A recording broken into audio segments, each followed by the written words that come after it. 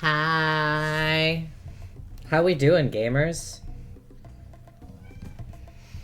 I know, Grace, you've been having a good and normal one. I am with your own officially play session. employed. Yeah! As of this week, I am officially employed and will be starting to work at the end of the month. Yeah!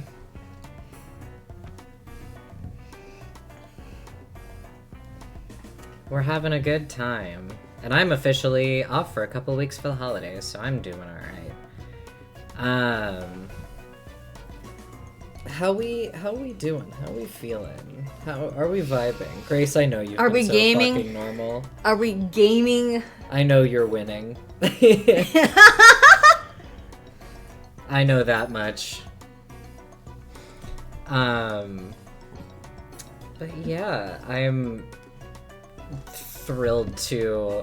I have so little memory of, like, where we are in episode 4 and what's coming up, but I'm sure it's gonna be a great time. There's so many things in episode 4, and that's all I got for you. Mm-hmm. It's both a really good, really fun episode and also the Torment Nexus, and it'll be both of those things. But yeah, episode 4 kind of a snooze fest, TBH. Oh yeah, famously. Mm-hmm. Famously. Everyone is always saying this. Yeah, episode 4 is so boring. It's almost as boring as episode 7. Exactly. Mm-hmm. Famously, the two least interesting episodes. Yeah, episode 4 and episode 7. The ones no one's ever talking about. No one gives a shit about those ones. No. Oh boy, I can't wait to be in the Torment Nexus again. Oh, here's the thing. baby. We never left. Yeah. You don't need to pay attention or think. Yeah, stop This thinking. is true. Stop thinking. What are you doing even? Why think? Don't critically consume anything. No. Umineko famously just wants you to sit back and not absorb any of this. Mm-hmm. Turn off your brain. Yeah, and wait for the answers to come rolling in. It's always saying this. Mm-hmm. But yeah, where we left off last week... You should always enter... You should enter Umineko the way that I did, was by seeing a bunch of people argue about it online and have every spoiler ruined for you. God. Love how you were debating streaming the 3rd episode, and now... Yeah. Mm-hmm. Yeah. Originally they were like, we're just gonna do episode 1 just to get some friends in, and then they were like, oh, but episode 2 is fun. Oh, but episode 3 is fun. Yeah, we keep doing this to ourselves, especially like every arc has had at least a few new characters that we realized we would be very excited at the prospect of getting to voice, which has been honestly one of the more enticing things for us. And is honestly the reason that I'm like, we're probably gonna do the answer arcs. Despite it all. I'm just like, oh, but the answer arcs. But the gremlin is there. The grink is there. The grink is there. That's what I'm going to call that character from now on. The grink. She's the grink now. The grink is there. The grink is there, and she's waiting for us. Yeah, I just, like, I'm contending with the fact that there's gonna be at least one episode where I am, like, constantly sobbing, like, halfway through it. Mm-hmm. Episode 7? No, 8. 8's the one that made me cry 3 times, and it's gonna happen again when I have to say all that shit out loud. Are you kidding me? Absolutely. The Grink is honestly on this island. But was the Grink there in 1986? That's the question. Yeah. That is kind of the question. Was the Grink there? Yeah, was the Grink there in 19... Was the Grink there? Hello, baby. Hi, baby.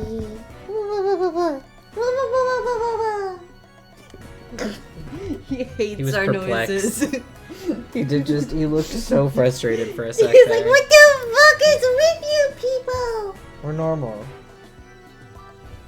And more lies to tell yourself. I'm sure the Grink is who I think it is, but it could be so many. But also I'm certain. There's no telling. You'll never know. Until you do. Oh, you're on Rokenjima? Was the Grink Was there? the Grink there? The thing about Umineko is that there's a lot of characters in it. Mm-hmm. Many are saying this. Like, episode 1, you're like, wow, 18 people. That's a lot of people. That's a big old cast. And then they keep somehow increasing it. Yeah. This was all the interview questions to Ava. Was the Grink there? Miss Ushiramiya. Was the Grink there? Was the Grink there during the Rokenjima incident? Alright, where Who we the left... fuck is the Grink? Where we left off, NJ was about to attempt to summon some besties, if I recall correctly. The Grink was the Golden Witch, obviously. Hehehe. Definitely, that's who we're referring to. Grinkatrice real. Grinkatrice! Many are saying this. You guys don't know how funny you are. Yeah. That's all I'll say. Alright, gamers.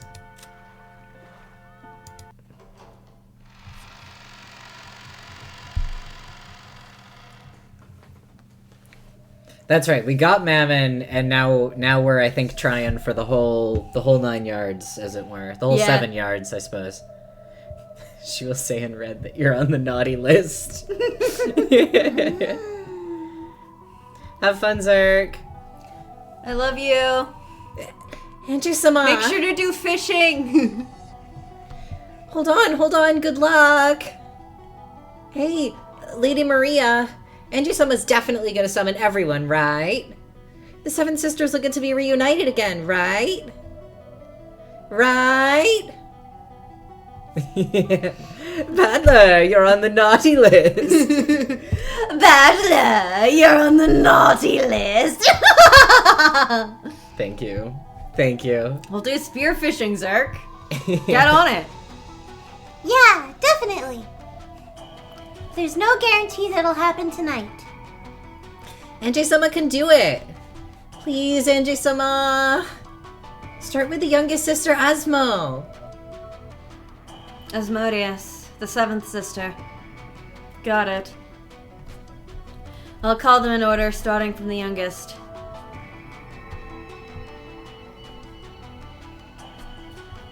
A strand of hot sweat dripped down from my forehead. This is really going to be one hell of a burden to carry.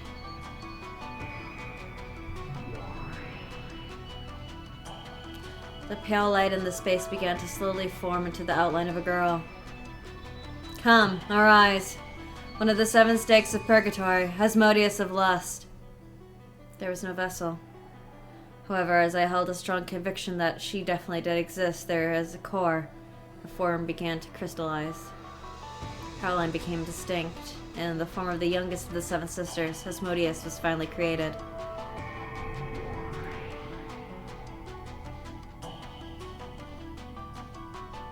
Should I just take the girlies collectively since you're... If you want to take narration, we can still bounce between girlies. Sounds good. Asmodeus of lust, right here. Where is this? Am I alive? Asmo! I'm so glad! Mama-san, where in the world is this? Who summoned me? I forget, is Mammon the 2nd sister or the 4th sister? She's not the oldest one because that's Lucifer, but I can't remember. You can probably look in profiles. That might be true. Not that it matters. Angie-sama did. Angie-sama said she'd revive all of us. No, I didn't. Wait, you said I was taking narration? Yeah. No, I didn't. Angie-sama, thank you. Do bells next, please. Oh, Mammon's 5th. I was completely wrong. Thank you, Grace. Thank you. Beelzebub, the 6th sister. Beelzebub of gluttony. Come, arise. At this rate, I wonder how many I'll be able to summon. If I can't focus, this is probably it. The pale light made an outline and formed into Beelzebub. Beelzebub of Gluttony, right here. Angie-sama, you're amazing! Incredible! Mammon and Asmodeus jumped onto Beelzebub, celebrating their reunion. I'd summoned 3 people at once. My head was throbbing. Gotta summon the next one without stopping for a break. Come, arise. One of the 7 stakes. Belphegor of Sloth. Belphegor of Sloth, right here. To think that I would be needed again? Belphane! I'm hungry! I mean, I'm so glad to see you again. To think that the 7 sisters would be able to meet again. Angie-sama, thank you so much. Keep it up and do Satan Day next. And Leviane and Lucy Day. Yeah, I get it. So please try not to be so loud. Doing 4 people at the same time is pretty tough. Angie, don't overdo it any more than this. You did a good job summoning even 4 of them after such a long time. Stop it, Mammon. Right now, Angie-sama is being pressured with the burden of summoning us. Angie-sama, I beg that you do not strain yourself too much. Be lazy. No way! Angie-sama promised! She said we'd all play together again. No, Right? Angie-sama? You said everyone would meet again. You promised that we could meet again right away. That's right. I promised. I didn't promise anything about when, but I certainly did promise. So keep that promise. If you don't, I'll never forgive you for forgetting it until today, Angie-sama. New emotions on Yeah. the girlies. Come, arise. One of the 7 stakes of purgatory. Satan of wrath. my mind's getting hazy. But I'll call. Even though I'd forgotten about those days. Even though I've never thought of that time as anything but sad and lonely. Because the short time I spent with them was fun, without a doubt. Thank you, Grace. I also can't read the word hazy without thinking about that fucking tweet. Yeah! Uh-oh, y'all, it's getting kind of hazy. Hazy. What? That's an all-timer. Satan of Wrath right here. What the hell are you people doing? Don't you realize how much it's burdening Angie-sama just to let us have an idle chat? See, like, hey, I just got brought back into existence. Yeah. I'm already pissed. Sage, the tweet we were talking about is the one that's like, guys, I promise I'm not gonna... No rapping tonight, because you always rap about Patrick Swayze. No drinking tonight. 'cause Yeah. You always rap about Patrick Swayze. And then it's like, no, dude, I promise I won't. 1 beer later. Uh-oh, y'all, it's getting kind of hazy. It's so stupid, but it's so good. It's so funny. Satan, who had apparently figured out the situation immediately after being summoned, cried out in a loud voice, telling her sisters off. That loud voice made my consciousness hazy again. We are furniture who've been granted rest by Beatrice and whose duty has been finished. Not only are you not honored at being given another chance to be of some use, but you're putting a burden on our new master, you disgrace to all furniture. Erase yourselves right away. Yes, it's like Sayane says. I'll erase myself. You all erase yourselves too. In this moment, that's the best way for us to be of use to Angie-sama. No way. Not until everyone's summoned. Same here. I'm hungry. I mean, I'd hate to leave again so soon after being reunited with you all. Nels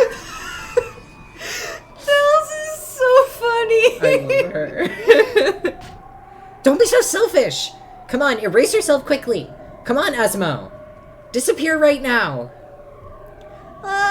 Satan is bullying me. I like how they have a lot of the same expressions, but their heads will be tilted at different angles, so it's less noticeable. But these two are making identical faces. Yeah. It's not fair if you always bully the youngest one. I love the Seven Sisters so much. Yes, they really are lively. It doesn't bore me. Which is good, because you are a witch now. That's enough. You've surpassed your limits for now, Anjay. You're right. With 5 of them summoned and messing around as they pleased, the load was far too heavy for me with the meager magical power I had at that moment. This is it. Good night. As my consciousness went hazy, I fell over onto the bed. Well, her mission was accomplished. She just wanted to find something that would make her fall asleep. That's true, she was just trying to, like, entertain herself before knocking out. And, like, you can still die from guns. Being a witch kind of sucks. Yeah. Have beds always felt this soft? It seemed that the sisters were still squabbling together as much as they liked. For a way to kill time until drowsiness comes to get me. This is enough. Feeling something warm and nostalgic in the sisters' liveliness, I sank into a world of deep sleep. Into the purple dimension. At the entrance to my dream world, I felt Maria One-chan and Sakataro waiting to receive me.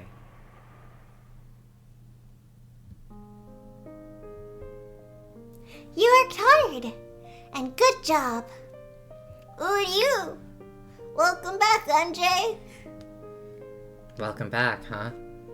Then I should respond like this. I'm home.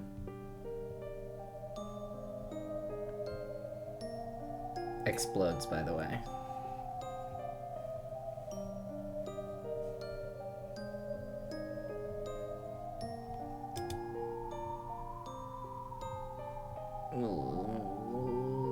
Did you know that Umineko sucks? I hate Umineko. That's right. Just once in the past, I underwent training in order to step into the world of witches. I accepted that the only power that could save me from those sad, painful days at St. Lucia Academy was the thing called magic, and I received Maria's introduction to the basics. Imagine a vast space. The scene from when I looked down at the mountain space is from a rest stop at the peak. Oh. Yeah, I think that might, yeah. The scene... Hey, Maria, did you like my impression of you? It's pretty good. Like this? I projected that scene from a memory into my mental world. Normal girls get over their fascination with magical girls when they leave elementary school. So seriously training to use magic at this age was embarrassing even for me. But even that embarrassed feeling felt pleasant to me now. Right then, I was learning mental concentration from Maria One-chan in order to use magic. But it wasn't going very well. It was about as hopeless as teaching a person to wiggle their ears by showing them. It seems that you need to imagine a vast space to gain the mental concentration for using magic. So I remembered the time from my younger days when my family had gone on a small vacation, when I had looked down towards the base from a viewing platform at a rest stop on a peak, and I tried painting this scene in my mental world. No, still far too small. Imagine a much, much wider space and create your own mental world. Your image is still way too foggy. There's no temperature in the air and there's no wind. No smells either. The world is still very faint. You can leave those for later. So for now, imagine an even wider space. Why do you have to imagine a vast space? I'm here to help with the Fuck, what is it called? exposition. Yeah. I'm the reader insert in this scene. From the time of their birth, humans have inside of them a toxin that blocks magic. If that toxin isn't purified, you can't use magic well. One effective method of achieving this is to imagine a vast space. Just now, I thought of the world as seen from the window of an airplane, but that didn't work. I can't even think of a world more vast than that. In that case, Maria has to teach Anjay about the vast world Maria has. Won't that make it easy for Anjay to imagine as well? Uryu! That's right. I'm interested in the kind of world One-chan imagines when she uses magic. I'll use it for reference. It's okay because Sakutaro doesn't know the word exposition. That's probably true. So true. Ooh, that won't work. The mental world must be vast and isolated. And a world with no obstructions other than yourself. So if you teach someone about that world, it won't be isolated anymore. That's why you mustn't reveal your mental world to anyone. And if you draw up a good mental world, you too must keep it as a secret only for yourself. Uryu, so stingy, Maria. Thanks, Sakutaro. I guess there are no shortcuts in training. I'll make an effort. It's okay, I've been given plenty of hints. Uryu, do your best, Anjay. Until recently, I thought there was no way something like magic could save me. After all, magic doesn't exist in this world. That kind of thing's supposedly nothing more than an illusion, a delusion, a daydream. However, Maria One-chan showed me that she could fill her own world with happiness using a power that's impossible for me. I used to look down on that happiness as something empty. Because I didn't believe in magic, I also denied everything else, refusing to believe in the happiness that magic gave birth to. But slowly, bit by bit, Maria One-chan's world grew happier. In the past, I disparaged it, thinking it too pitiful to look at. But that might have been nothing more than jealousy. I was forced to admit that. And now this was my first step in my search for happiness. A vast space. A dry wind that could blow without being blocked by anything. Let me feel that wind blowing through my own hair.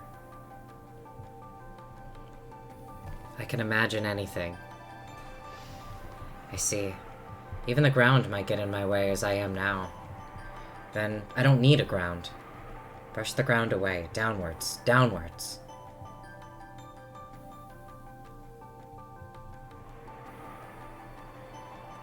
In other words, it was as though I had floated up, leaving the ground far behind. After pushing the ground further and further downwards, the ground grew foggy and faint, and for the first time it began to feel like the sky. Then, I understood its vastness. In that instant, I felt the vivid wind go right through even my body. In other words, blowing through me without any resistance. Yes. Maintain that sensation. Yeah, I get it. I get that I've been released from all hindrances.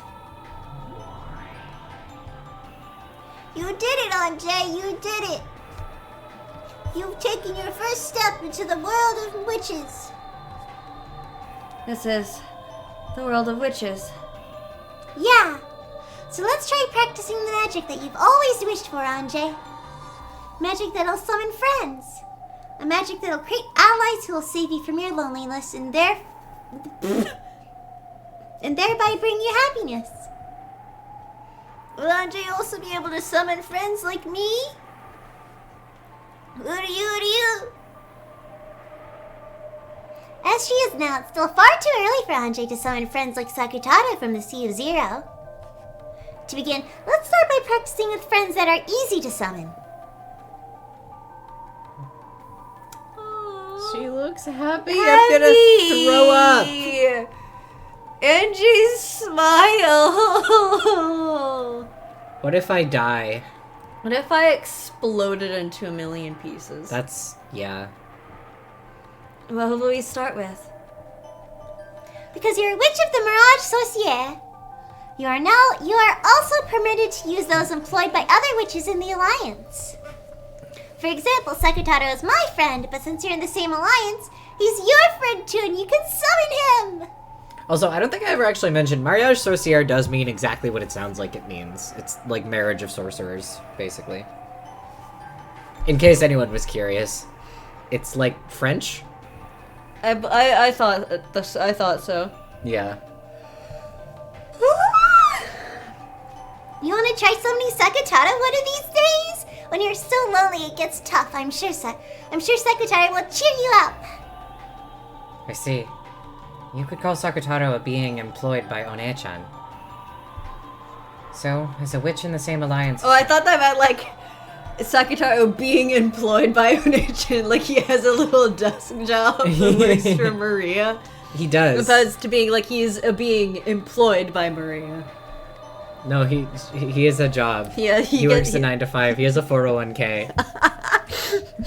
Does it come with benefits? Yeah, he has dental and everything. Hell yeah, man. Vision. Crayon yeah. tax forms. Yeah, exactly.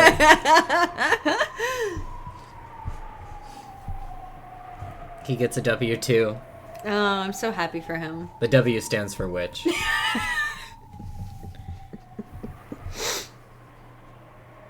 So, as a witch in the same alliance as her, it's possible for me to summon Sakutaro too. I met Sakutaro's gaze. He gets dental and he still has all his baby teeth, little fucker. How pleasant would it be to have him just be there by my pillow, so he could talk to me a bit on lonely nights. Oh! She looks so sincere. I'm sorry, Angie's the most miserable little wretch in the world, and I like, physically can't handle seeing her even mildly happy without, like... Oh! It just, like, something about it, I have such a strong emotional reaction to it. Because it's so uncommon. Oh... Hey, I want you to know that in the past, Faye, during the Christmas season... Faye is in Fire Emblem Heroes, Yeah. for those who don't have the immediate context. They adopt a new funny little mascot to take over for the Christmas stuff, and then they give you little presents. By new mascot, do you mean that it's not that fuck-ass owl? Yeah, the owl goes away. One year they had Sothis come in and take over. This year they have the Demon King Formotus. That rocks. Like they did like a fake out. They got Sami, the little fuck ass dog from the new Fire Emblem game. Sure. But then it was a fake out because Sami then went away, and now we got the Demon King Formotus. They're just doing anything in that game. It rules.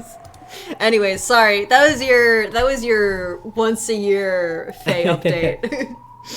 From a person who's been playing it since it came out. My condolences. I don't know why I'm like this. Uryu! Oh, sorry, I didn't do the original line. Yeah. If I call out, and will you appear and talk to me? Uryu! I can't wait to be summoned by you, Andre! Uryu! Look at his face. He's like an amoeba. He is. Looking happy, Sakutaro pressed his head against me like a cat. He bonked her! He bonked her! Oh. Oh, Sissel is curled the fuck up. Suddenly getting a cute younger brother felt a bit confusing, a bit embarrassing, and a bit nice. Unable to understand why I couldn't honestly accept this feeling, I felt tears well up in my eyes. Right. I'll give it all I got, One-chan. Then let's practice! Let's try summoning the furniture Beatrice, a witch from the same alliance. You know, the one who killed your family! Yeah. Beatrice's furniture? Hearing Beatrice's name gave me a slightly strange feeling. When it came to the crime on Rokkenjima, the public kept going on in a frenzy about how it was a sacrifice ceremony performed by a witch. And that witch was Beatrice. So if the witch did commit that crime, that would make her the culprit who stole my family from me. Extra hilarious is that Mammon did kill Kyrie, yeah, in episode 3. Yeah! Mammon was the one who got Kyrie in that one. In episode 3? No. She killed Leviathan. Yeah. And then Mammon got her. Oh, Mammon got to put her stake in her corpse. She did not kill Kyrie. Yeah. Even so. Yeah, that's true. The Siesta sisters. Yeah, the bunnies got him. Yeah. But she was staked by Mammon. Mm-hmm. However, Maria One-chan said that Beatrice was a good witch. If I held negative emotions towards Beatrice, she'd get mad, leading to a nasty fight, and refuse to talk for a while. At this moment, One-chan was my only close friend.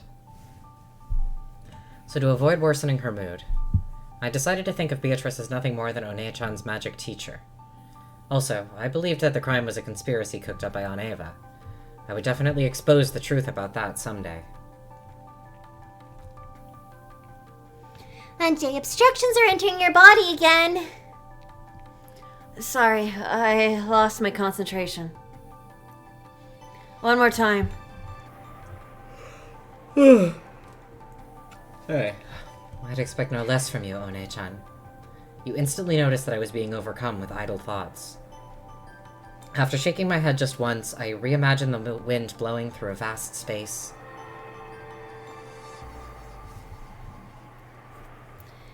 The Seven Sisters of Purgatory. That's a pretty creepy name. But they're very energetic and fun kids. They might become your new friends, Anjay. First, I'll show you how to summon them. She said watch, also. Oh. Watch! Maria One-chan lifted both hands up to the level of her head, and quietly unified her mind. The state I wasn't able to reach except by meditating for a long period of time, she'd reached in the span of a few quick breaths. Then, a pale light began to gather in her palms, and one by one, the girls began to show themselves. Hey, girls. Hey, girlies. They couldn't fit her in. Yeah, they just had to put her on top. Hi, Nine! Hi, Nine! The girlies. The girls are here. 1, 2, 3 people. That's more than 3. 4, 5, 6, 7 people. The way they were summoned one after another in a line was a masterpiece. Incredible. Just like the illustrations in One-chan's grimoire, the Seven Sisters of Purgatory.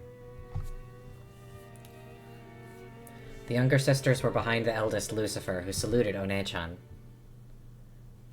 Belphie is unseeable. Just her hair. Just her hair, and only sometimes. We have like a sliver of her right here. The Seven Sisters of Purgatory right here. Lady Maria, it has been quite some time. Yes! Long time no see. Is everyone well?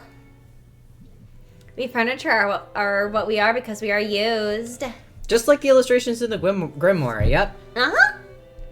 Yeah, because we've had talk, I think, of all the way back in episode 1. They talked about Maria's like notebook being full of like doodles of witches and magical girls and stuff like that. So yeah, there are illustrations of these 7 in Maria's grimoire. Somebody drew them. To us, being summoned after so long is truly an honor. Yeah, Sakutaro! It's been so long! You look cute as ever! I love you, Bells. Me first! Yeah, today he's so fluffy, squishy, and cute! Let me hug him too! Let me hug him too!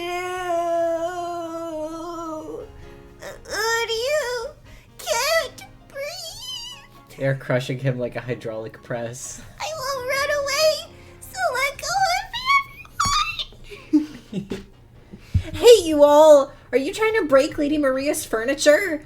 Anyway, get away from him. Hugging is prohibited. Even though you're saying that it looks like you want to hug him the most, Satane. It's not like I have any interest in something so fluffy, squishy, and cuddly. Hey! Be silent in the presence of Lady Maria and Anjay-sama, you foolish sisters. I'd kill every last one of you for a Sakutaro plushie with love. Completely understandable. Mm-hmm. Satan gets so much cuteness aggression. Absolutely. Yeah. She's to forbidden. throw him at a wall. Yeah, she's forbidden from hugging Sakutaro specifically because she's always saying insane shit. She's saying the sort of things that Grace DMs to me. Yeah, she's saying the exact same stuff that you say about Sakutaro. Like, I want to hit him with a truck. Yeah. No, she wanted to tie his tail to a truck and drive off. Very important. I think there was also I want to hit him with a truck at some point. She might have said that, yeah. They were so energetic. I was shocked by their sudden burst of activity right after they appeared. And on top of that, I was surprised that the innocent Sakutaro was on such good terms with the Seven Sisters. That's unexpected. She's smiling again. I'm gonna blow up. To think that Sakutaro would be so loved by such shady people.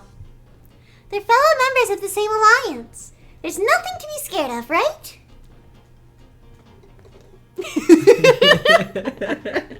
I love you, Grace.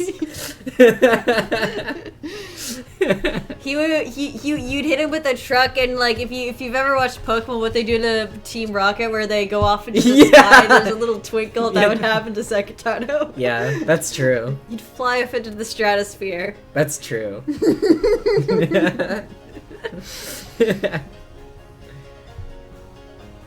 On the off chance that their mood worsens, it looks like they could finish Sakutaro off in an instant. It's alright. The witches of the Alliance and their furniture are all friends. So Sakutaro could play without worrying. Of course, that goes for you and me too, Anjay. It was one of the pacts of Mariage Sorcière. Mutual non-aggression and non-interference. Member witches must respect each other's magic and creations. Even the sisters, who were normally shady and belligerent, treated fellow Alliance members as friends. So, to the Seven Sisters, Sakutaro was a mutual friend.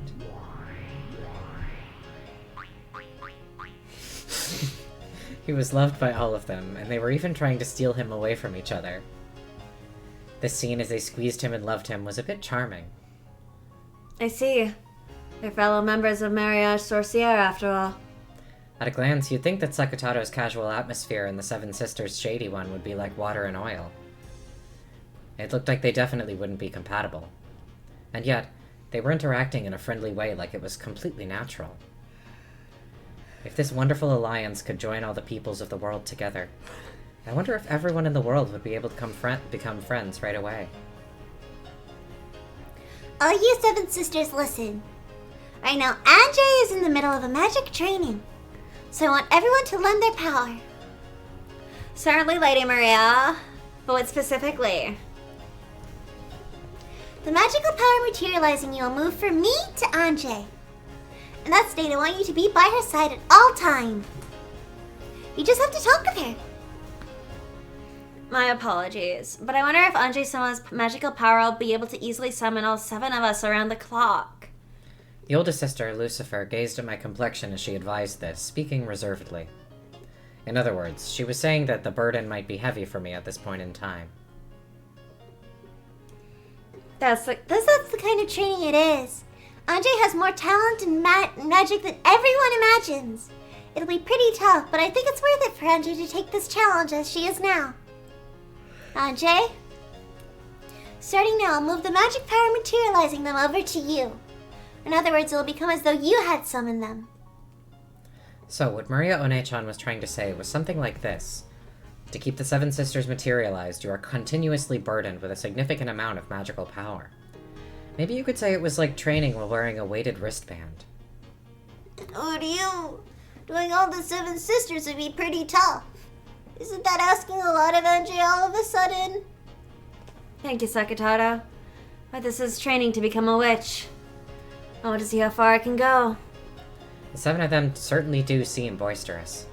But even if this is for training, having them with me will surely distract me from my loneliness, at least a little. I understood it would be an ordeal, but wanted to give it a shot. Don't overdo it if it gets tough, okay? And everyone, if it looks tough for Anjay, take it easy. Certainly. Get it, everyone?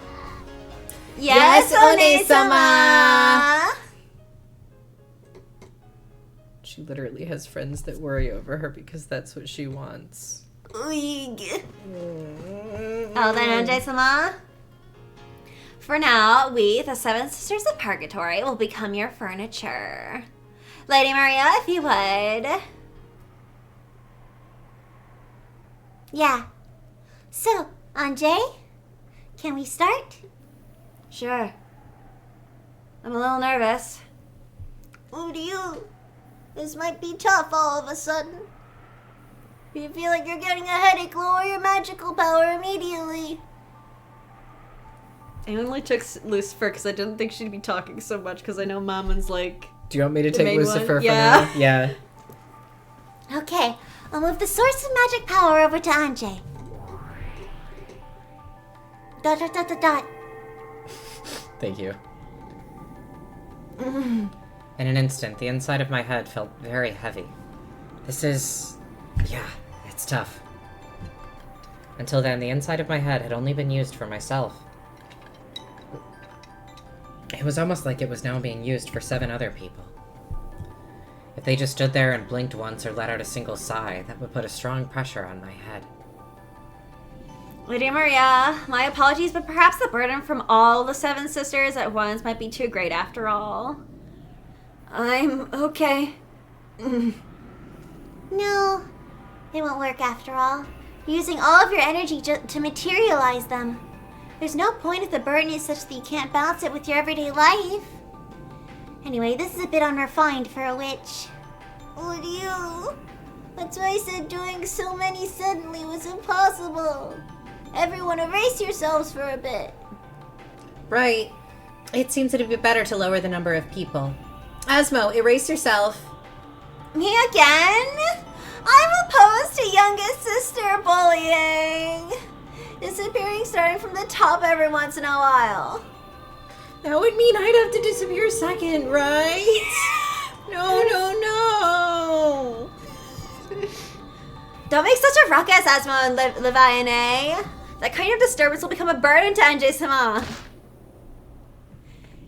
That noise you're making is also a burden, stupid Satan. The 7 sisters started arguing over who should erase themselves first. The energy from that fight all became a burden, forcing NJ to bear an even greater headache. The fucking playing with JPEGs Rikishi does is so beautiful. Yes! It's really everything. good. In the end, they decided the order with rock, paper, scissors, and 1, 2, 3 of them disappeared.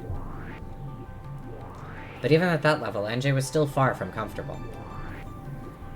In the end, once 6 of them had erased themselves, I was finally able to calm my breathing. With my magical power, forget the 7 sisters, just one person is my limit.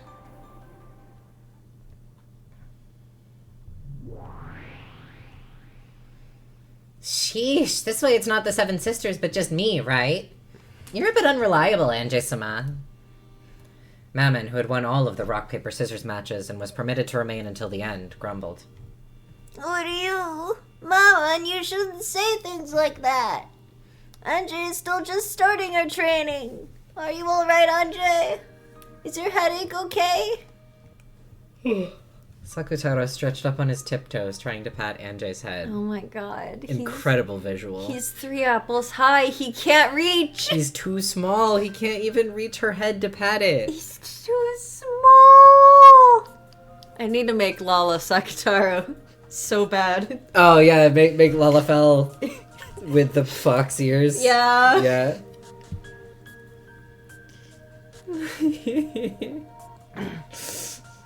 Mean to him. He can't throw scissors because he's got his hands in the sleeves so that everyone can never see his fingers.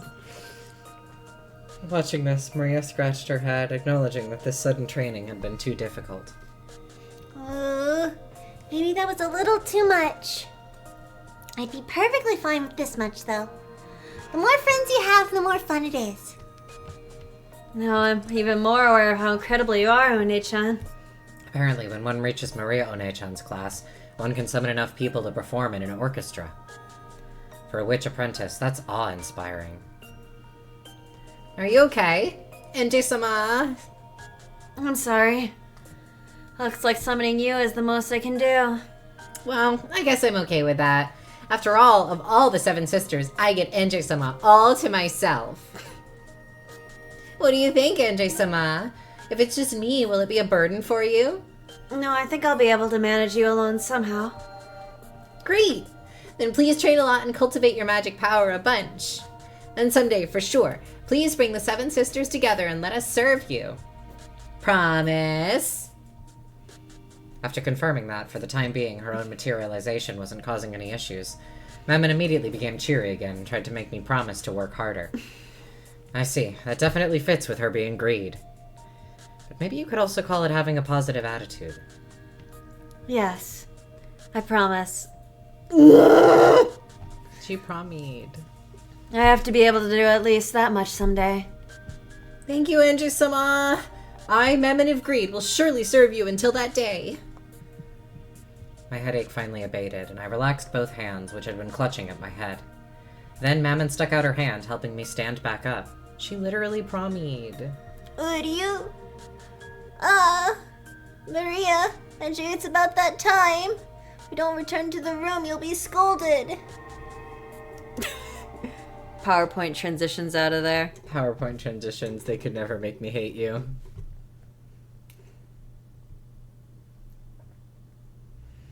Huh? Oh. I hadn't expected Sakutaro to talk about the time. I was brought back into reality. As though the light had disappeared, the vast world sunk into the darkness, and I was in a tiny, tiny bathroom stall sitting on a toilet. One-chan's grimoire was open in my lap. I looked at the clock. It was almost 20 o'clock, time for lights out. If I show up late for the roll call before lights out, not only will things get pretty annoying, but it'll cause trouble for my roommates and floor mates. I couldn't care less about causing them trouble, but I don't want them messing with me later. My free time by myself is already over for today. I'll sleep, wake up, tomorrow will begin, and another long, long, gray-colored day will repeat again. I closed the grimoire and rose from the toilet seat. At that time, One-chan appeared again and spoke. Hey, bitch, I'm back!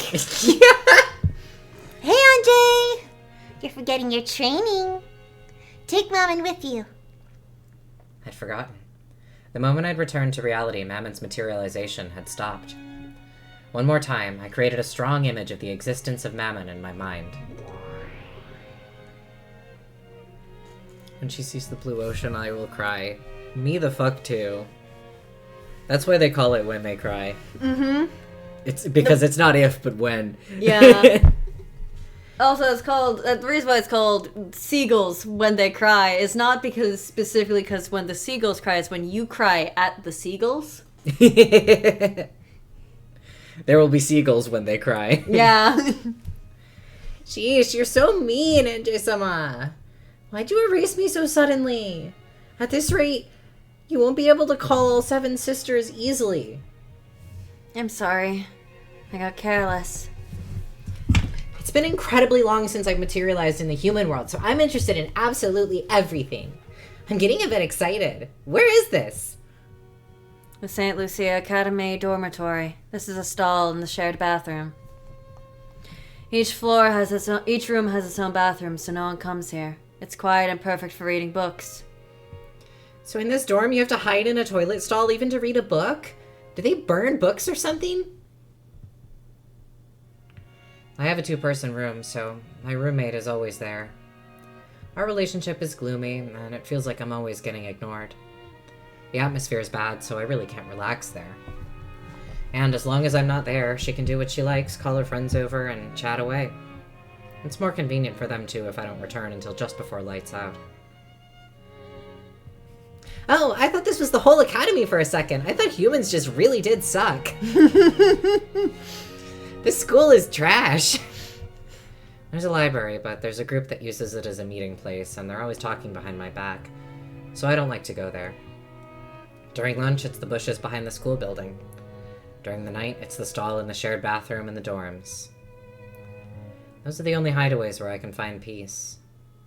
I opened the door to the stall and went out. I turned around, signaling with my eyes for Mammon to come with me. I don't really get it, but I realize it'd be hard to call this place pleasant for you, NJ-sama. Let's go out quickly. I hate the air here. Really? I think the air here is the most decent. This school is shitty. Do you get it, NJ-sama? Do you get it? Laugh at my jokes and mine alone. When I left the bathroom and entered the corridor, because it was near lights out time, several kids who had gone to play in other rooms were dashing back to their own.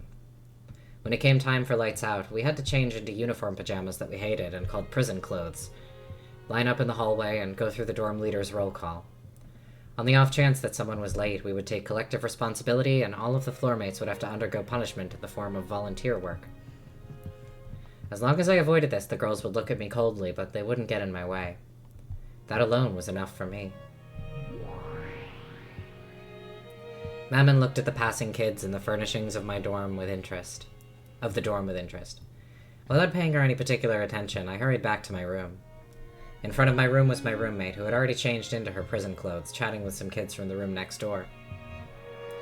When they noticed me hurrying back, the topic of their conversation noticeably changed. It's an interesting misspelling of noticeably. Huh. They lowered their voices, stealing glances at me. I acted like I didn't notice, went into my room, and changed. Then I hastily went out into the corridor. Everyone was already lined up. Hey, this is weird. I thought this was a school for rich girls. It's like a prison. Unreadable VN. So true. So true. Unplayable, I mean. It's stupid. You think so too? That's what I think. Unlike prison, you don't get out early for good behavior. Whenever I talk about, doing, playing or reading or whatever, I never know what to say in terms of describing. I know it doesn't matter, but I'm always should I say that I'm, playing Higurashi? I'm watching YouTube videos of it is what I'm doing. Mm-hmm. But I've started a Google Doc, so I guess I am playing it now. Yeah. And posting my most deranged of theories. My beautiful deranged theories. I love your deranged theories. That need you to so right about. I need you to get to start Mayakashi. I know, but I have to rewatch all of it first. Specifically because it makes this part of Umineko funnier. I'm sure it does. St. Lucia exists both in Umineko and Higurashi. Yeah. You think so too? Oh wait, no, that's NJ. She did this. She did this. I'm saying this to 9 specifically. No one else would look at me. Now that I'm on my culprit theory shit, I'm so excited to see how much it tortures y'all. Oh, it does. Oh, I want to see your culprit theories. You know. Oh, I know. You know the basics of I Grace's know. culprit theory. And You know who Grace thinks it is. Mm-hmm. After bad-mouthing the place, I noticed something. Having someone to listen to your complaints feels surprisingly good.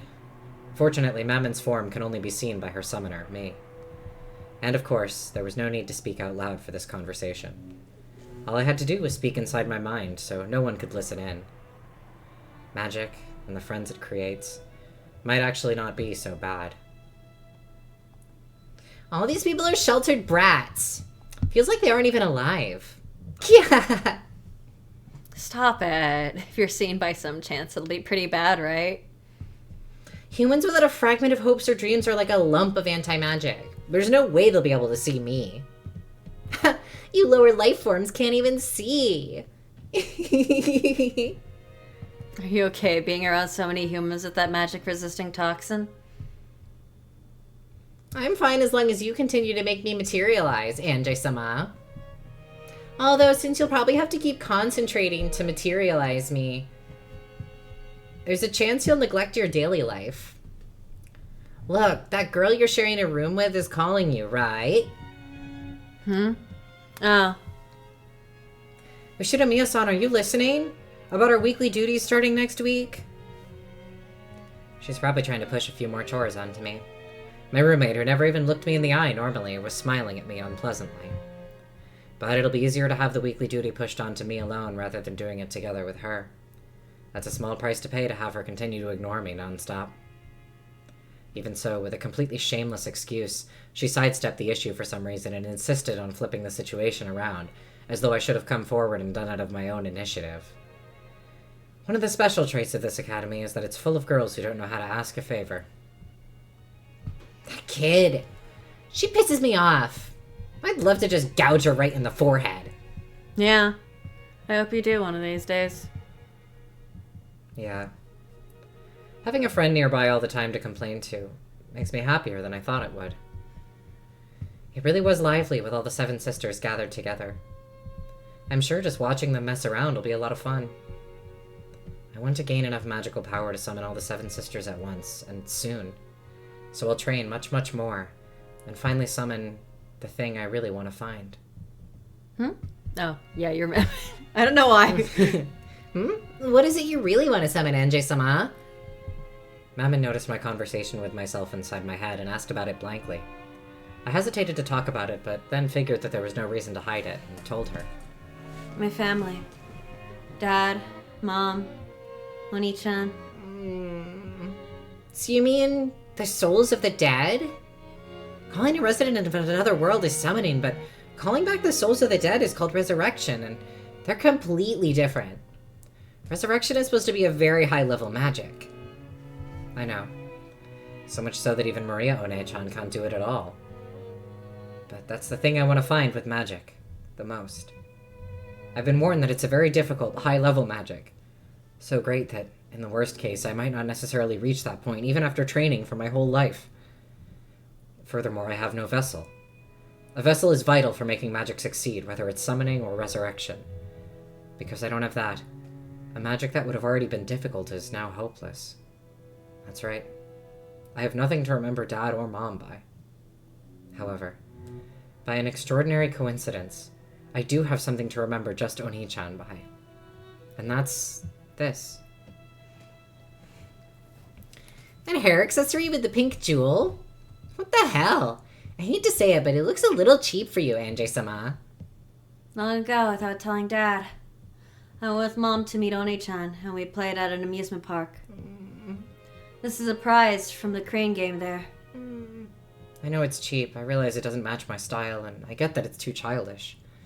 But this hair accessory is the only thing that makes me feel as though Battler Oni-chan is by my side.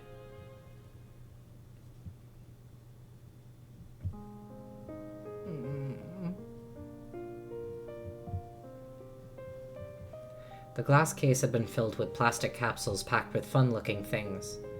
It seemed that each capsule had some cute accessory in it. The game was to grab those with the crane, but I was young and it was too hard for me. I tried it several times, but I didn't even get close. Mom said that whatever was inside was probably cheap anyway, and we didn't even know what we'd get, so there was no point in getting all upset over it. But whether it was something cheap or not wasn't the problem. The process of grabbing happiness with my own hands felt really important and sacred to me. Fuck! Sorry. Shit. There's just something Bluebird-esque about that hurts me bad. So I wanted the cheap thing inside more than anything.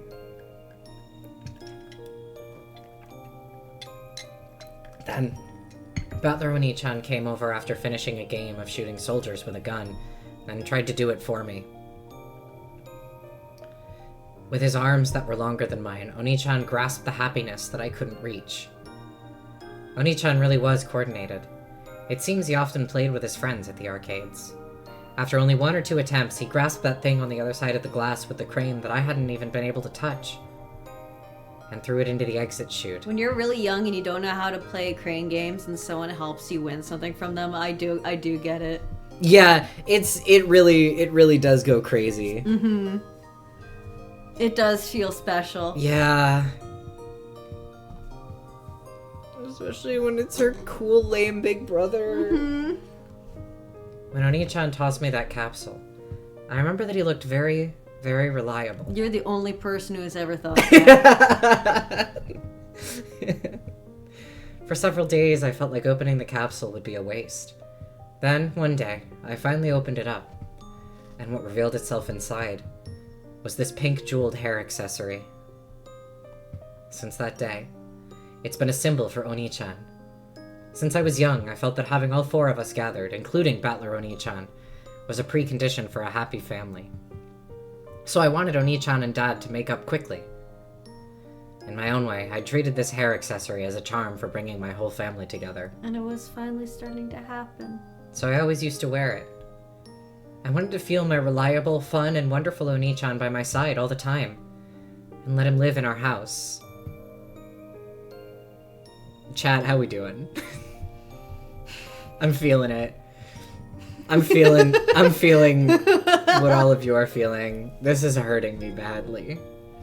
But my memories of Oni-chan are very distant. 9, I'm so sorry. Oh no!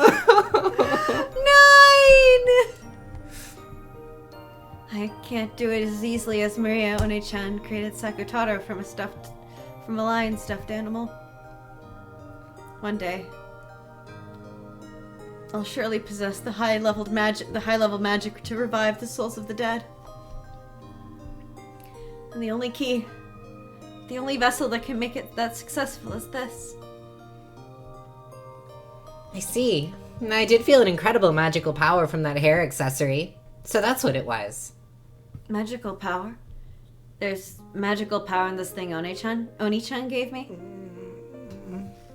Maybe I should say that it resides in you, Anjay-sama. Your strong desire to call your brother gives you magical power. Resurrection certainly is a high-level magic, but there can be no mistake that you're steadily and unconsciously climbing the stairs towards it. I'm glad.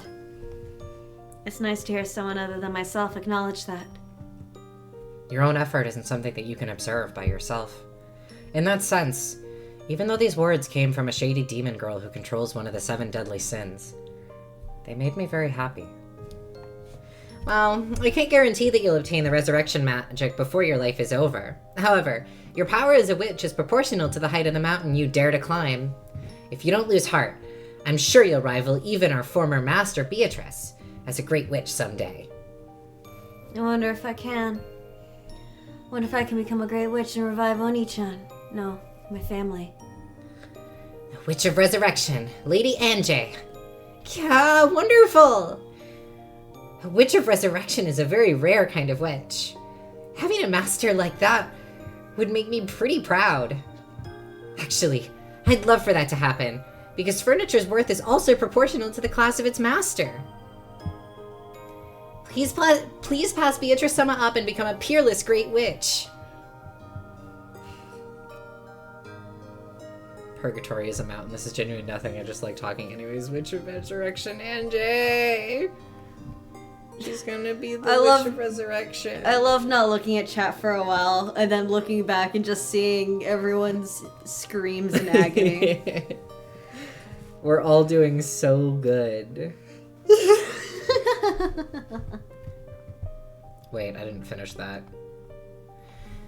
As a representative of the 7 Sisters of Purgatory, I'll support you from the bottom of my heart. I thought that if a magical friend were to appear for me too, a cute kid like Sakutaro would be best. But even this 5th sister of the shady 7 sisters who controlled the 7 deadly sins was enough to calm my heart so much all by herself. Maria One-chan has probably known that since long ago. That's why she recommended the world of witches to me over and over and over again. And I kept on stubbornly rejecting her.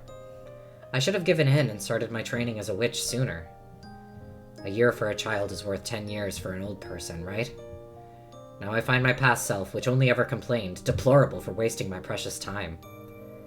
Long after I turned off the lights and slipped into bed, Mammon continued to talk to me alongside my pillow. I promise. One day for sure, I'll develop a magical power that can summon the 7 sisters.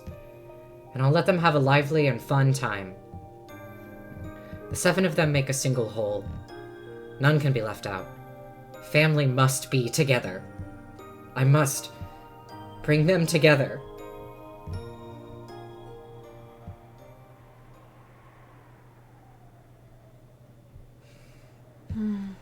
My awareness began to return slowly. Unable to stand watching Aunt Rosa and Maria One-chan's relationship, I ran away from Bearo's and One-chan's game, didn't I? Oh yeah, last time we saw her in... That's a new shot. Last time we saw her in... We're getting to a part I mentioned earlier. Yippee! Last time we were in Purgatorio, NJ, like, smashed a teacup and ran out of the room, basically. Mm-hmm. After a very sweet scene with Rosa and Maria, and everyone was like, what the fuck, NJ? And she's like, I can't, I'm leaving. And then we've been in flashbacks for, like, 6 hours. I've got to go back. I've got to go back, support Oni-chan, and quickly bring him back from this strange world of the witch's game. After all, as long as I'm here, I'm not allowed to call myself Anjay. At that time, I felt someone's presence. When I turned around, I could see Mammon there. Gretel-sama, I Beatrice... can take back narration again for the record. Okay. It was mostly just for scenes where, like, it's Yeah. Maria and Sakutaro And Maria. Anjay. And Anjay, yeah. Yeah. Yeah. Gretel-sama, Beatrice-sama said that if you do not return soon, it'll become a hindrance to the progression of the game. I beg that you return swiftly. Thank you. I'll go back now. Isn't it great What is? that you were able to meet Battler Oni-chan? Is that sarcasm? Well, if that's how it sounds, feel free to call it that. I'm sorry. I should have taken it literally. Yeah, you're right. Even in this screwed up world, being able to meet Oni-chan makes me happy from the bottom of my heart. God, she, like, sees her fucking friend again, and Mammon's like, hey, isn't it great you got to see your brother again? And she's like, are you making fun of me? Yeah. Ugh. Ugh.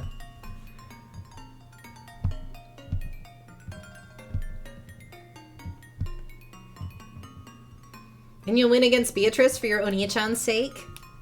Yes. Can't have it playing around in a world like this forever.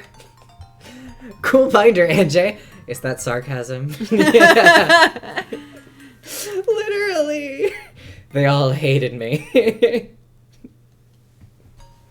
Anjay sucks. It's true. It's true. I hate Anjay. She's a terribly written character. I shake her in my mouth like a chew toy every time I see her. She's She the drives me worst insane. Umineko character. Completely unlikable. Horribly written. You can't even tears see me how apart. long her hair is. That's true, you can't, and official materials cannot agree on it. The anime thinks that her hair is so much longer than I think it is. I can't remember what Golden Fantasia thinks. Also long, I think. Yeah. I tend to think that her hair ends here, and most official stuff ends at, like, here. You can't see my mouse, I'm realizing. Adrian can. It's like the anime puts it below her boobs. Yeah. Josh it's is kind- saying it ends a little bit below her shoulders. Yeah.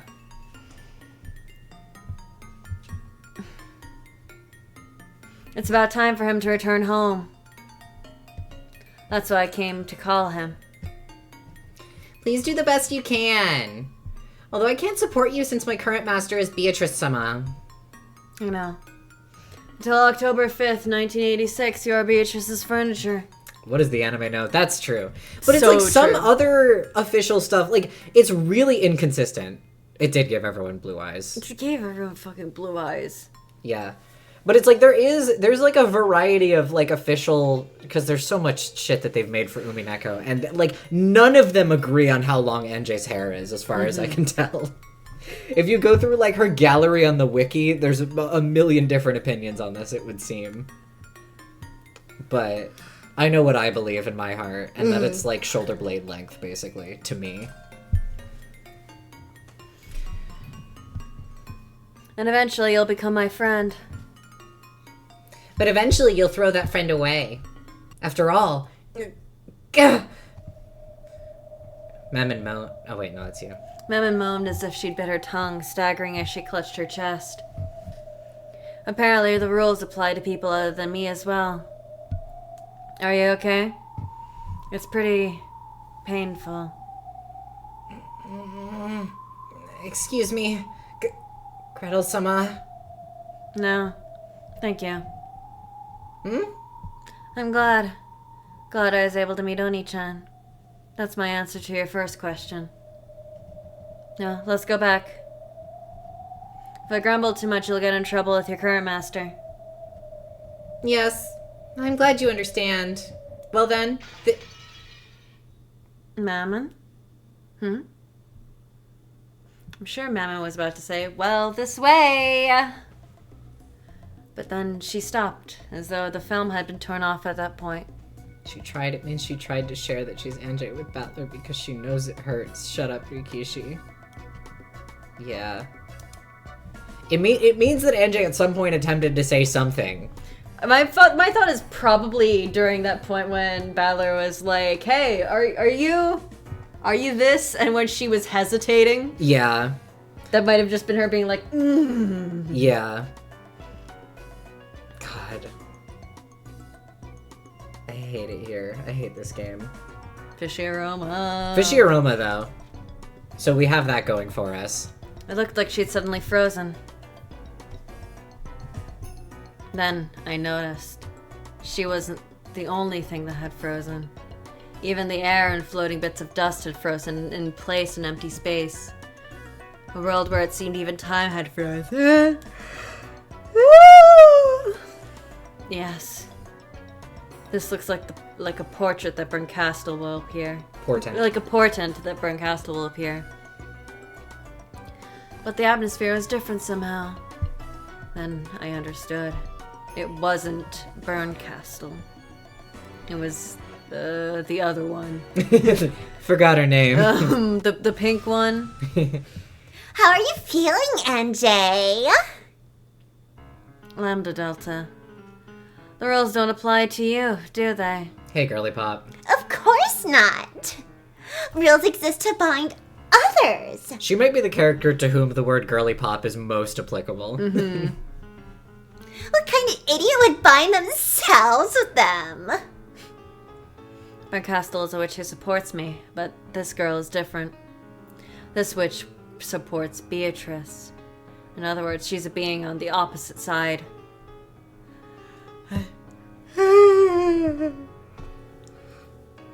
There's some kind of difference between her and Beatrice. Even compared to Burncastle, there's something strange about Lambda Delta's existence. No, she's normal. It's... how should I put it? Maybe she's like a being from a higher dimension. You're crazy. In any event, I was still unsure about how to deal with her. The only thing that was certain is that she was my enemy. No, just knowing that might be enough, but... So, do you have any business with me? Not really. When I listened in on your conversation, it started to get a bit interesting. I thought I'd let you hear something good. You're supposed to be my enemy. I can't think of a reason for you to have something to tell me that would help me. So the moment I start listening to you, I lose. Bye. See you next time. Don't misunderstand. My opponent is Burn, not you. In other words, it's possible for there to be a topic that benefits both you and me. Sorry, but I don't feel like listening. Although I said that, I probably won't be released from this frozen time until Lambda Delta is satisfied.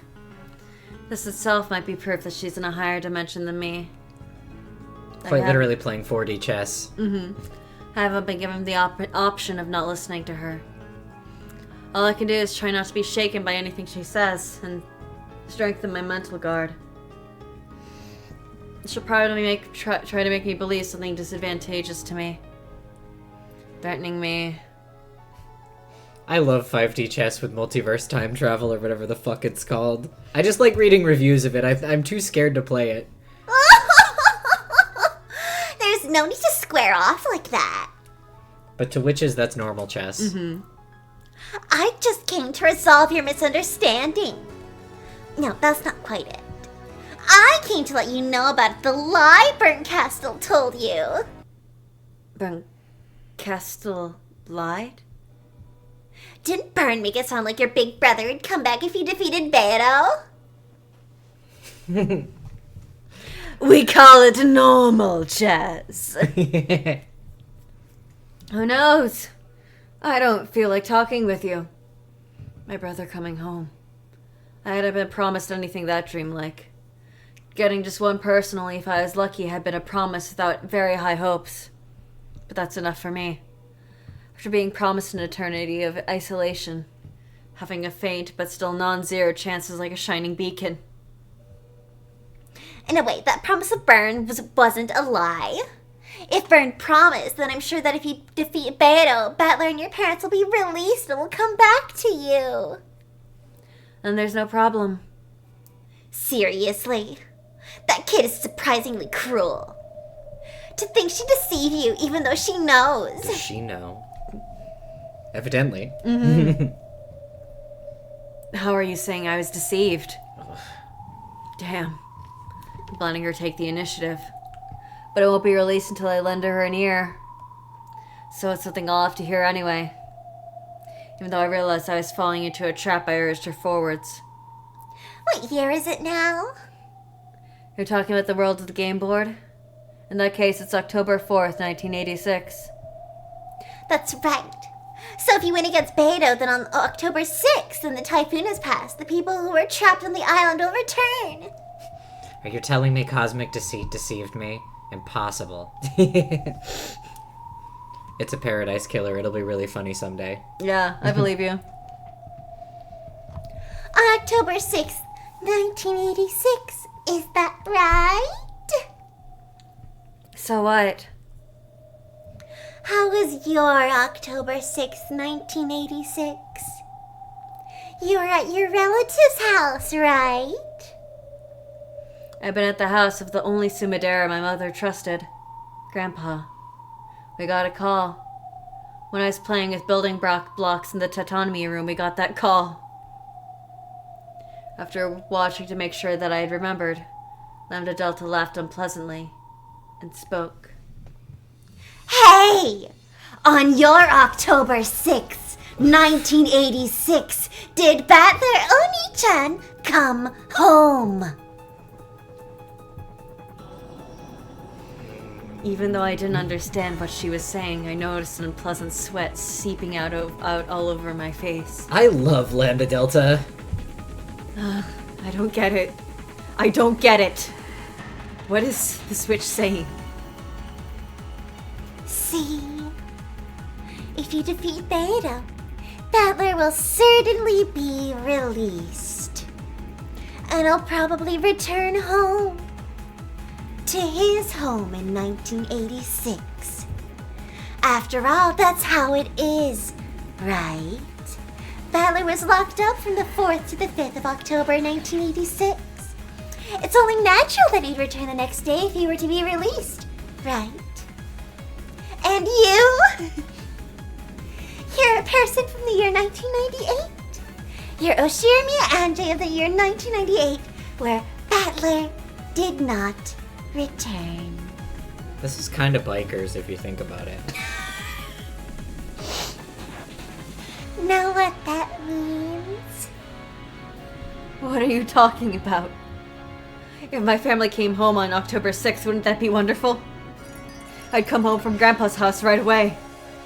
And then we'd meet. Everyone would be happy. Yeah. Oshirimiya Anjay would probably be reunited with her family. The 6-year-old Oshirimiya Anjay from 1986 would. Right. I think Oshirimiya Anjay as the biker monologue would make her snap her 3DS in half. Yeah, she'd hate it. She'd hate it. Grace and I have talked about how Anjay would have bad Zero Escape opinions. Just because of her specific issues and worldviews would cause her to have bad Zero Escape opinions. And the biker's monologue would be one thing. She'd be like, yeah, but the bikers died. Nothing about what happens after that can make up for that. She would, because she's the worst. Exactly. The worst to ever play it. All of you understand me. Who am I? Oshirimiya Anjay, an 18-year-old one. No, that's not it. You aren't Oshirimiya Anjay. You're a witch's piece with that name. Strictly speaking, the name Anjay Beatrice belongs to a completely different person. Know what that means? I don't really get it anymore. Which character would she hate the most? I mean, I could see her being a pretty staunch Akane hater. I don't know if that would be the character she hates the most, but I know that I think she would have a hard time with Akane.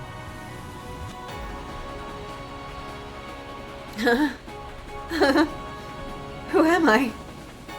Man. Episode 4. You can't keep getting away with this. And that's why I think Burn's cruel. No, I think she's a meanie.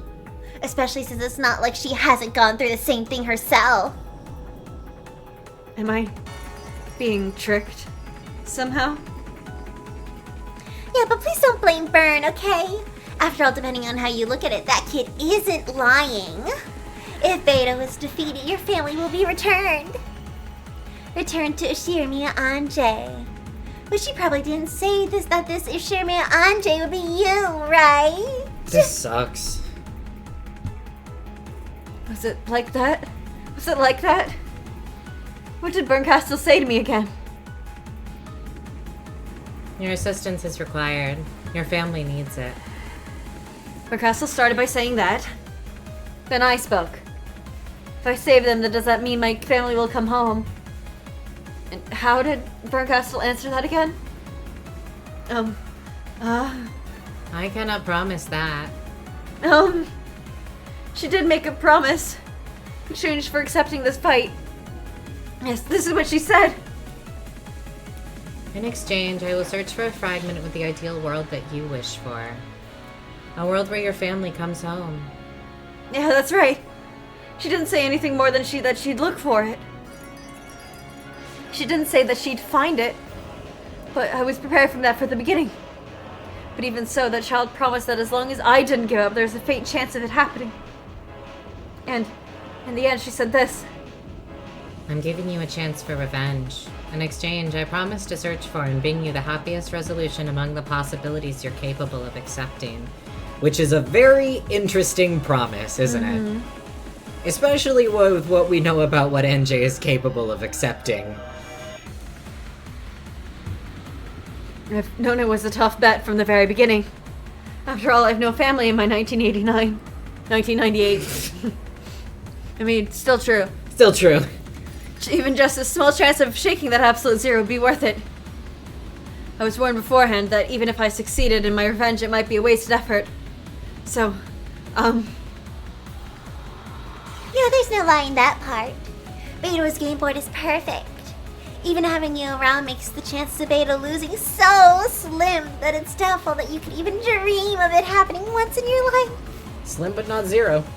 In other words, your chance of winning is almost zero. So absolutely could be regarded as infinitely close to zero. So Burn can be forgiven for saying that part in such an evasive way. But I can say for sure that she was tricking you when she let you get your hopes up. After all, even if you could overcome astronomical odds and win, the person your family will come back to isn't you. It's the 6-year-old Anjay that exists in 1986. The true Ushirimiya Anjay. Not you. She can do all this and she will get the blue bird. Yeah. Burn will still probably go around the billions of fragments searching for the best world for you. But didn't she tell you that she planned on bringing it to you as a present but wasn't able to find it? I've said it before, I still love that her face is very subtly blue on some of these expressions. she did. You're finally starting to notice, aren't you? No reward has been prepared for you in this battle. No, to the contrary, when smashed, Beto's game board will disappear. Then you, as a piece, will disappear. The sort of goal you'd be capable of accepting is completely... No. I'll proclaim it upon my name. Upon the name of the Witch of Certainty Lambda Delta. I proclaim that it certainly doesn't exist. That can't be. That's what Bern lied about. Or should I call it speaking in riddles? She made you misunderstand and think you could be saved. I came to clear that up. In other words, no matter how hard I fight, no matter how hard I pursue victory, my family won't come back to me. Right, they won't come back? With certainty. The Witch of Certainty says it with certainty. Isn't this incredible? Several ancient kings have dedicated historical buildings to me because they wanted me to give them certainty. And here I am graciously giving it to you as a present. Isn't this really incredible, cute, and marvelous? But I have a single gut proposition for you. Damn. I'm getting completely overwhelmed. I knew I shouldn't have listened, and now I'm starting to be overwhelmed by this witch Lambda Delta. God, I love her freaky ass sprites so much. My opponent is Bern, not you. Didn't I just say it's possible for the two of us to talk about something that benefits us both?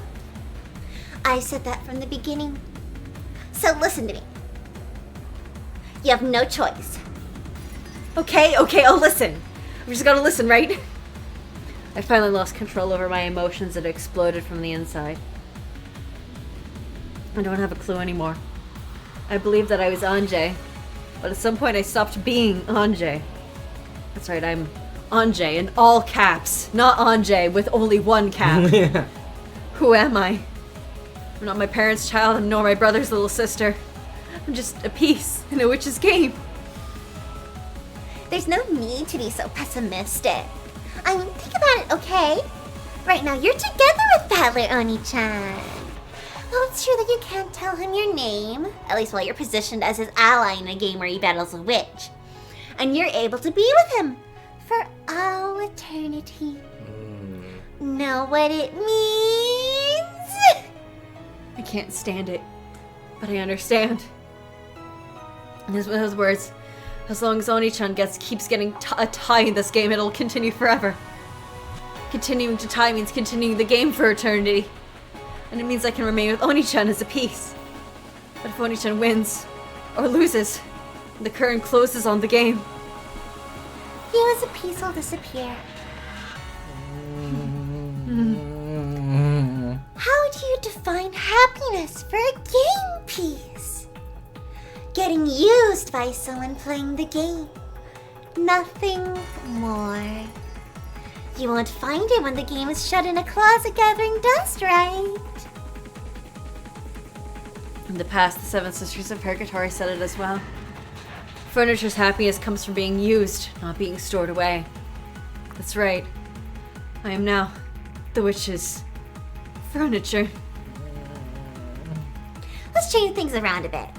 To be honest, I want this game to continue in a tie for all eternity. An unending game is an eternal cage.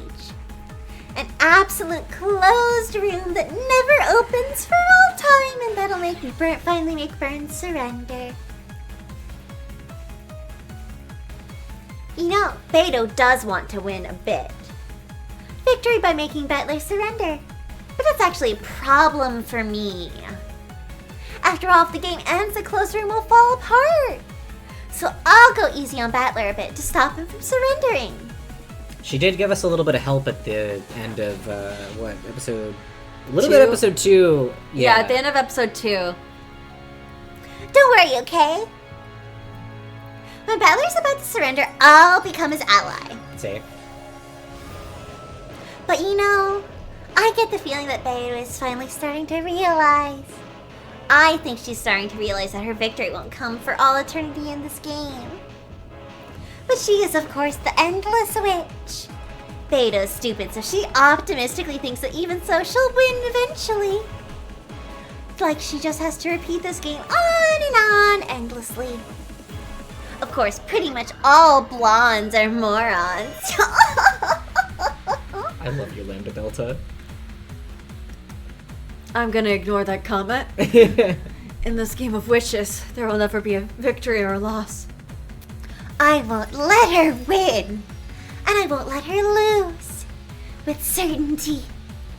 Byrne noticed that. So she looked for the most powerful piece for breaking that deadlock. Found you and threw you in. Super paper. Super paper.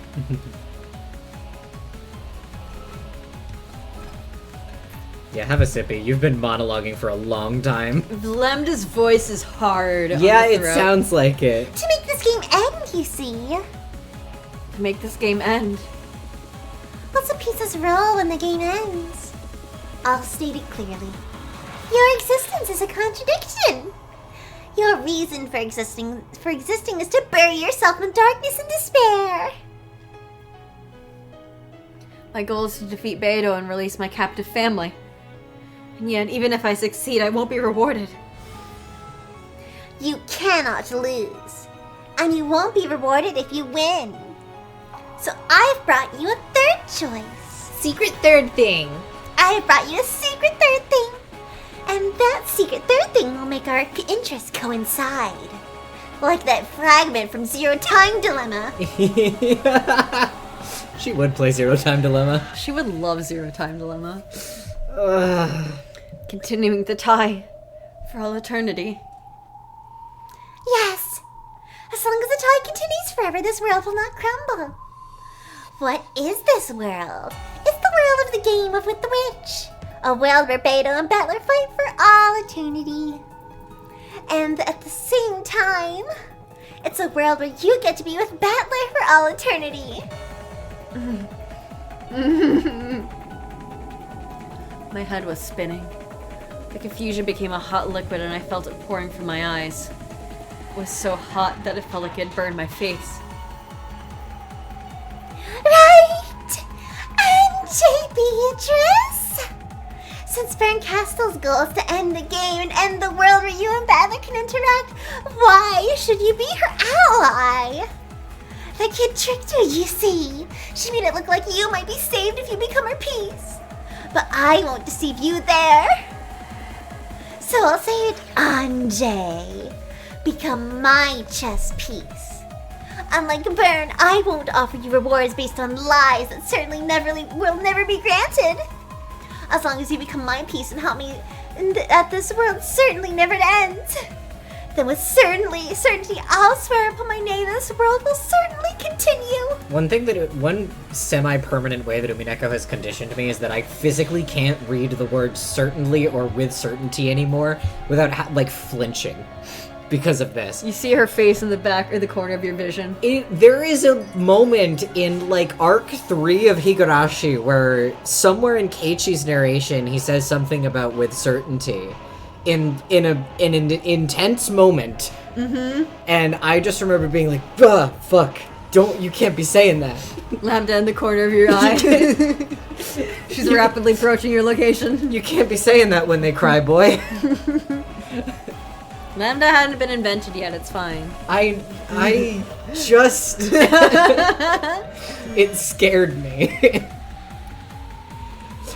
Because it's even if we're not literally talking about Lambda, it's just that phrase by itself has such a connotation. Scary. Mentions of miracles and with certainty are just nothing good comes of these things. I hate miracles. I never want them to happen. I mean... The miracle can never happen. The miracle never happened. The miracle never happened. With certainty. With certainty, the miracle never happened. That's not all. Add on a bonus. This rule that binds you. But wait, there's more. But wait, there's more. I'll clear it away for you. Well, of course, I'll only do it after you've sworn to become my piece, okay? In my own throat, there is a thick, loud gulping noise. Gulp. I shouldn't have listened. If I hadn't listened, I could have remained an innocent little sister praying for my brother's victory. But I might be different now. I might have been degraded into witch's furniture. And that cares about nothing but being by Oni-chan's side. I'm not telling you to betray your brother, okay? If it looks like Battler's gonna lose, you can save him with all you've got. On the other hand, when Battler closes on Beodo too much, I want you to hold back a little. That's all I'm asking, alright?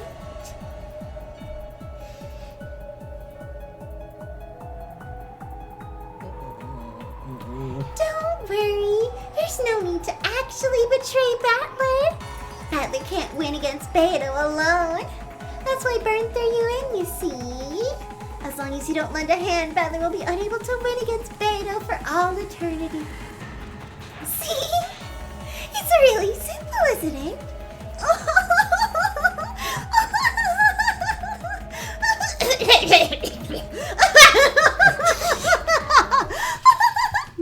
I love her. I did the cough as a fake thing, for the record. I did not actually Yeah. cough. I just thought it would be good.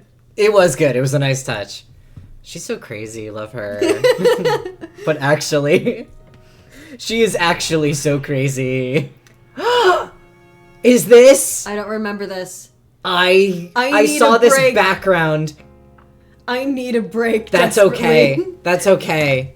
We're taking an early break. My Oh, throat is we're going like fucked. break? Yeah. Alright, we'll be back for this. If this is what I think it is, we're gonna have some fun. Okay. Be back in a bit. Godspeed, everyone. Enjoy the music. Hi, hello, welcome back. Hi. People might still be getting food, but I wanted to at least hop back in. How we doing, gamers? Are we having fun? Are we having so much fun with our friends Anjay and I haven't Sakataro I haven't Maria? gone to voice Beto once yet, and You we're haven't. 2 hours in. Yeah, there's been surprisingly little Beto in this No one. Beto, no Battler. Yeah, what the fuck? I thought those were our main characters. What's going on I here? can taste blood in my mouth. Jesus Christ, Adrian. You good? Yeah, Ugh. Alright. I will die to do good voicing for my characters. Clearly. Alright, let's Like that hop. one guy when he was voicing like Scooby, he would scream in his car for 15 minutes beforehand to get his voice as raspy as it needed to be. Jesus Christ. You shouldn't do that. Yeah, don't do that specifically. Alright, let's jump back in, shall we? To Crying Leviathan. When isn't she? Hey! That's mine! Give it back!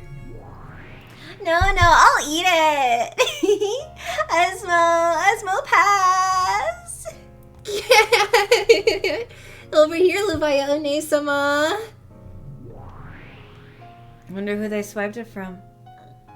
Or where they swiped it from. They were fighting over a donut or something, playing around really loudly. Hey!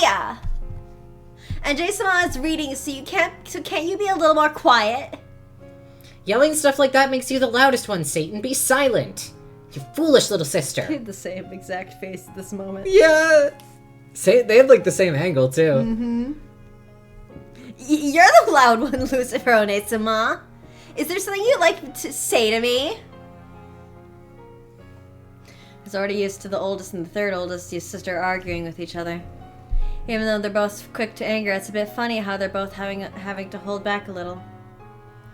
They might be surprisingly like each other. You were told to be noisy, but this is a little bit too much. Should I make them lower the volume a little? They can mess around all they want. It's 100 times more pleasant than the shrill laughter in the classroom. Henji-sama, go to the next page quickly. You read really slow. You like to read, Mama? You look like you'd be the worst at doing boring things. Mammon controls greed. That also includes a thirst for knowledge. Still, she wants to keep that knowledge all for herself, so be warned that she refuses to let people read any book you give her, and sometimes burns them after reading them. I like knowing things that no one else knows. I like being able to do things that no one else can do. So I like studying and practicing. Because I want to keep wisdom that no one knows about all to myself. As Mama said that, her eyes sparkling, she peered down at the page that was open and read through it again. You could see the greed that made her covet that page even more thoroughly than I did. As you can see, my magical power has grown much stronger than I was the first day I summoned them. By now I have gone so that I can summon all of the 7 Sisters of Purgatory at once and still calmly read a book like this. This place, although I can't recall where exactly it is a quiet and calm street-side bench. I've been young back then, so I don't remember the details of its location. Still, I remember that my days walking here were a lot of fun. Together with Dad, Mom, and even Oni-chan. It was a memory of a very rare and very happy day when everyone had been together. The people who walked by every once in a while didn't notice me. They just pleasantly ignored me and passed by as though everything was normal. Even the 7 Sisters' incredible outfits weren't embarrassing or anything, because it wasn't like anyone was actually watching. Come to think of it, I'm getting pretty used to it. As long as they don't make me wear those. Whoever designed their outfits surely must have been a fan of Angel Mort. I was sitting on a stylish bench, memorizing a timeline for world history. In an academy system where everything is based on collective responsibility, there's no tolerance for dunces. It seemed like I was considerably below the average grade for the class. According to those extremely intelligent girls. Intellectual, even. Intellectual girls. Whoever designed their outfits must be a freak, looks at the camera. If I alone improved my grade, the average would rise drastically. Sage, adding an egg to instant noodles is kind of a game changer. I need to go on that more often.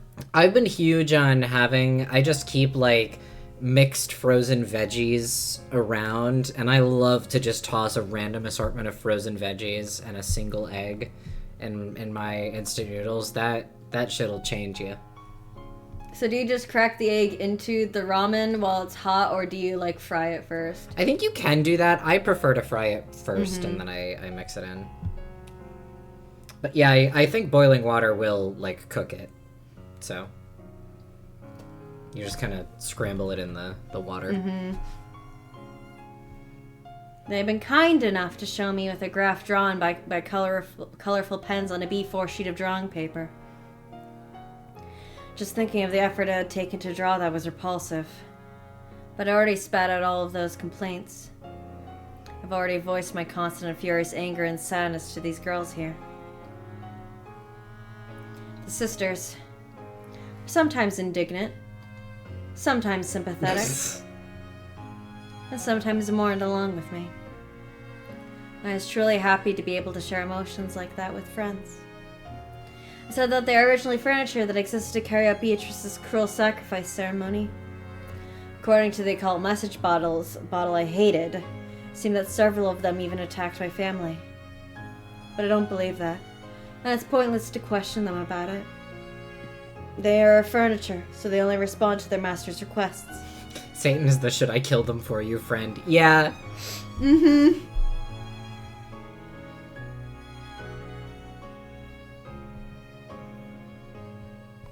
Sorry, I was just reading chat real quick, and I was just like, OJ loves identifying paper types. Even if they did attack my family, I can't hate them. What I really hated was the Golden Witch Beatrice. Or else, that ringleader of the Assure Mia suspicion, Aunt Ava. Andrew-sama, quickly, the next page. Oh, sorry. I'm tired. Mind if I take a break?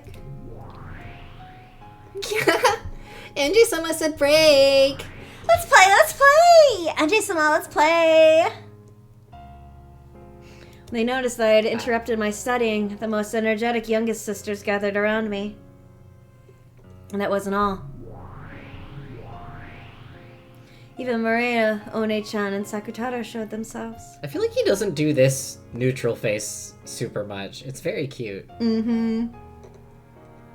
They had probably been very close by, but they must have hid themselves so they wouldn't interrupt my studying. I can tell it precisely how much stream latency we're dealing with by the time between Sakutaro appearing on screen and Grace sending awa ba ba ba in chat. It's a flawless speed test. Mm-hmm.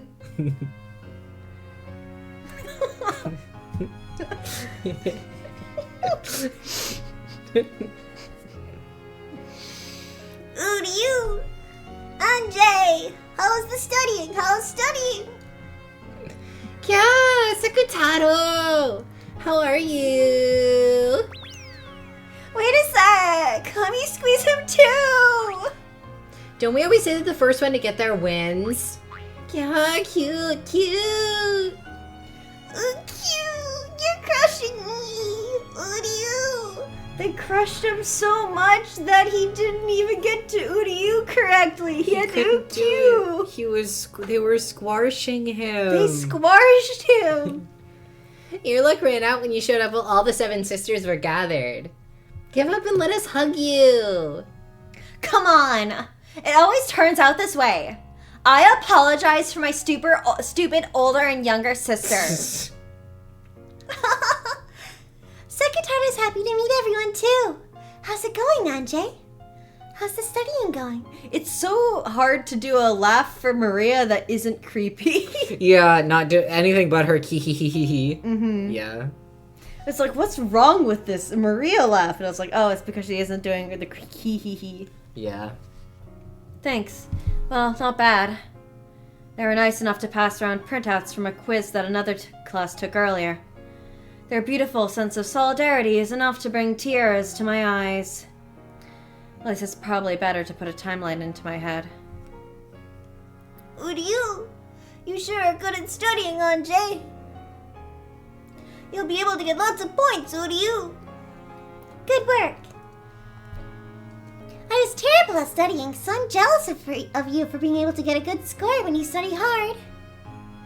You're joking. When it comes to English, Latin, and knowledge of the occult, you're much more amazing for being able to remember so much. I can remember anything when studying magic, but I can't remember anything boring. So that didn't help at all for tests. Well, it's true that I call knowledge to be like that, but your grades must have been pretty good in English, right? In the first year of elementary school in a Japanese language test, there was a problem where I was given a picture of a gun and was told to write its name in 4 squares. It got marked wrong because I wrote the English word for word rifle in katakana. Raifuru. Why? Doesn't that fit? It was supposed to be the Japanese word for gun in hiragana. Whatever that is. Teppo?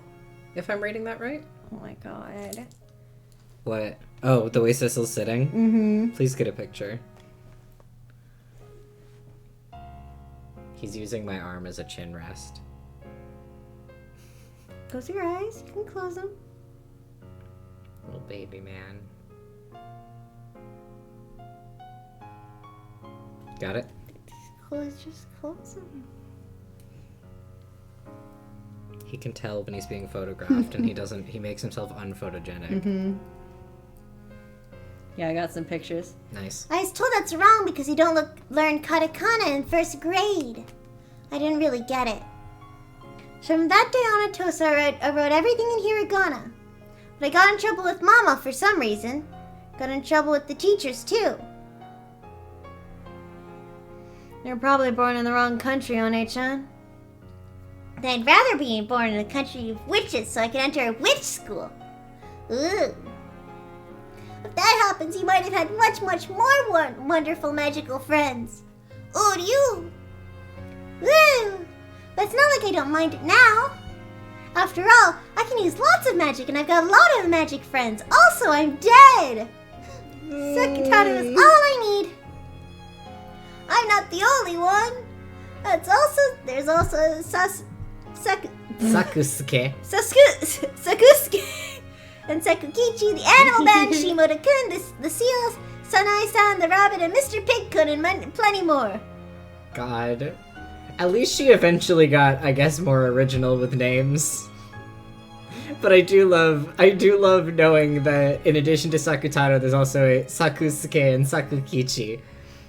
which I believe... And then the animal band. The animal band, yeah.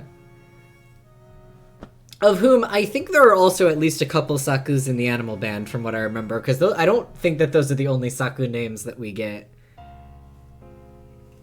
SSSS Mr. Pigcoon. That too, yeah. I love Maria. I just think it's funny that Sakutaro is not the only time she did the thing where she just appended a generic masculine suffix to Saku. Mm-hmm. It was like, yep, that works. Incredible. The number of One-chan's friends keeps increasing. Every time I ask, the number of names for her friends grows. There's no doubt that Sakutaro is her best friend. I'm a little jealous of all these close friends. What do you think? How are the seven sisters? Do you get along with them? The sisters really are energetic. They sometimes say shady stuff, but they aren't bad. I'd wanted to get a cute kid like Sakutaro, but I think being with them now is even more than enough. If you learn more of my magic and my origins, I'm sure you'll be able to give birth to friends you'll like, Anjay. Creation is a bit too hard for you now. You need to learn how... It's hard to make an OC. You gotta start with add-ups first. There's a difference between creation and summoning, and resurrection is also different. So your greatest wish really is to revive your family? Yes. I have a vessel for it. This. That's right! I'm sure that hair accessory will eventually become the key to summoning battling. The rest is up to your training, Anjay. Although not knowing how long it'll take is enough to make me cry. Uryu, stay strong, even if it's tough. You can start with tracing Sonic the Hedgehog, Anjay. It's okay. Real. If you don't give up, Anjay, it definitely will come true someday. Someone gave me proof that it'd definitely be granted. At least that would calm my heart. Uryu, then I guarantee it. Without a doubt, Anjay will surely have a wish granted someday. Thanks. I'm glad to hear it, even if you're just saying it to console me. It's not like that, Uryu. Stop it, Anjay. That kind of emotion will turn into the magic-resisting toxin. The feeling that your dreams will definitely come true is the best seed that buds into magic power. That's right. I'm sorry, teacher. Being really sure that your dreams will definitely come true. We'll make a miracle happen. You need to be a bit greedier, Anjay-sama. Go however far it takes to get the thing you desire. You're lacking the willpower to never give up until you get it. Uryu, that isn't true. Anjay's doing her best. Thank you, Sakutaro. Mama. Crying about it won't help anything. There's nothing I can do except hang in there. I'll try hard. I'll grit my teeth. I'll definitely make my dreams come true. With certainty. Uryu! You're awesome, Anjay-sama! Do your best! I didn't mean to sama that, but... Mama and I will support you! Yes, we'll support you. The greedier our master is, the more our worth will increase. More importantly, Anjay-sama, we finally got 10 people gathered here! We've got 10 people gathered here, and crucially, exactly one of them was in episode 1. Yup. We plan to have everyone play Shitty Tori or something. If you lose, there's a punishment game! Wow, this is just like... Let me nibble your ears! Come on, is hunger the only thing inside that head of yours? Please forgive my foolish sister's stupid proposals. Are you sure isn't it about time that you return to your studying? No. I waited so long for you to finish studying, so I can't stand it if you don't play with us. Sissel just tucked his head under my arm. Anjay smiling! I'm gonna blow up! I don't think it's a bad idea. Perhaps playing every once in a while is good for softening the mind. You govern sloth, right, Belpha? What What you're saying sounds reasonable, but you're actually being sneaky, aren't you? My apologies. You are diligent, Anjay-sama. If it's okay with Anjay, I'd also like to play with everyone. Let's make some noise. It'll definitely be fun. Uryu! Anjay, let's play! Let's all do shiritori!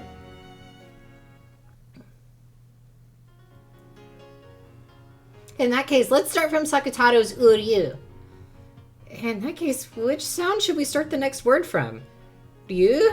Or you? From Uryu? I wonder. Maybe it really should be Ryu. So it's basically whatever the last character is in the previous word, that's what you need to start the next word from, basically. That's how this game works. Yeah. It's rare for a word that ends like that to come up. Then I'm first. I'll do a word starting with Ryu. Ryuzu. Watch crown. I wanted to go first! Ryuto would have been wonderful! Zoo? Because, like, we keep getting tough ones. Wait a sec, what order are we going in? Who's next? Uryu! I don't think it matters who. I love them, they suck so bad at playing. They have to do their rules lawyering first. Whoever thinks of a matching word first. What's that? Sounds interesting. How about the person who can say the most wins? It's fast-talking shiritori. Then I'll go zucchini. Ninniku itame. Garlic stir fry. Mekabu with pasta. All of them delicious. Yeah, I said 3 of them. Bells takes 3 points. Can you use conjunctions? If you could use with, then anything would work. That last one doesn't count. -1 point. Let's start from me. Meh, sorry. Then I'll go. Merengue. Uryu. Gesuido. Umitatechi. Chikashitsu. Yeah, chikashitsu. How'd you like them apples? One-sama, those are all pretty crummy words. Drainage system, reclaimed land, basement. Those are interesting words. Anyway. So what? Then why don't you try following up with something refined? Anyway, that's 3 points for me. The next one's tsu, okay? Tsu. I've never played such a weird shiritori before. It's fun! Uryu! I don't get it at all, but it's fun! Uryu! I've played normal shiritori before, but I've never experienced a shiritori this weird. There's only the lively 7 sisters, Maria One-chan, Sakutaro, and me. I'm now surrounded by friends that are so fun to be with. The courage to accept a world of magic, a world of witches.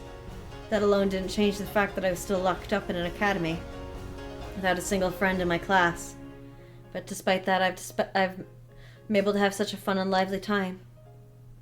I'll also become a witch, like Maria One-chan, and someday I'll add my family to this fun circle.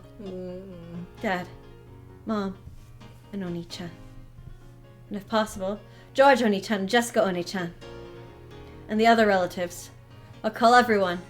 Everyone here without a single person missing, and we'll all gather together. This is my dream. That's right.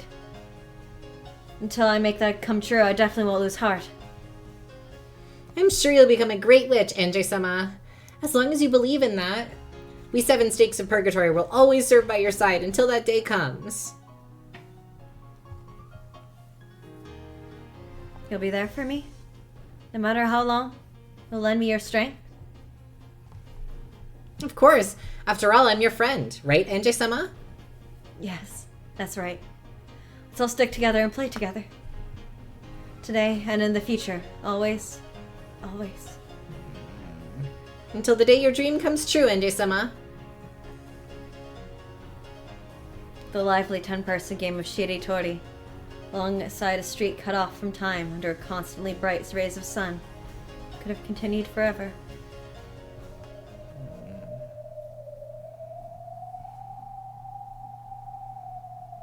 Gate. Wait, seriously? What's going on, Oshinomiya-san? In the end, I wasn't able to get a very good grade on my test. I tried memorizing things in my own way. If you can manage anything but cramming the night before a test, no one would ever worry about tests. Normally when you know the problems beforehand, you should be able to pass easily, right? Easily! It's true that we didn't go as far as to write the answers into the blanks for you. We thought you'd studied at least that much. What the hell? Come on, are you serious? I can't believe it. They're almost all wrong, aren't they? Did you really study properly? More or less. This isn't what you call more or less, Ushinomiya-san. It's so horrible that it makes me dizzy, okay? Oh god, please forgive her for getting a miserable grade on such an easy test. And for making the average score for the entire class plummet. I'm imagining that everyone got perfects, meanwhile she got like an A-. Yeah. That's my thought. Yeah. The same test had been given in another class first. That test paper had been obtained, so the average score for our class had been unusually high. Enough to obscure my slight improvement. However, there are some things I had no excuse for. If I had spent that entire day studying like mad, I might have been able to get a slightly higher score. But I hadn't gone that far. And on that day, I spent the whole time having fun playing Shiritori with the seven sisters Sakutaro and One-chan. As expected, the winner had been Maria One-chan. She was a strong player thanks to her wide knowledge of trivia. Sakutaro had gotten the punishment game. He spent the whole time cheering for everyone else's answers, completely forgetting to think of any of himself. Forgetting.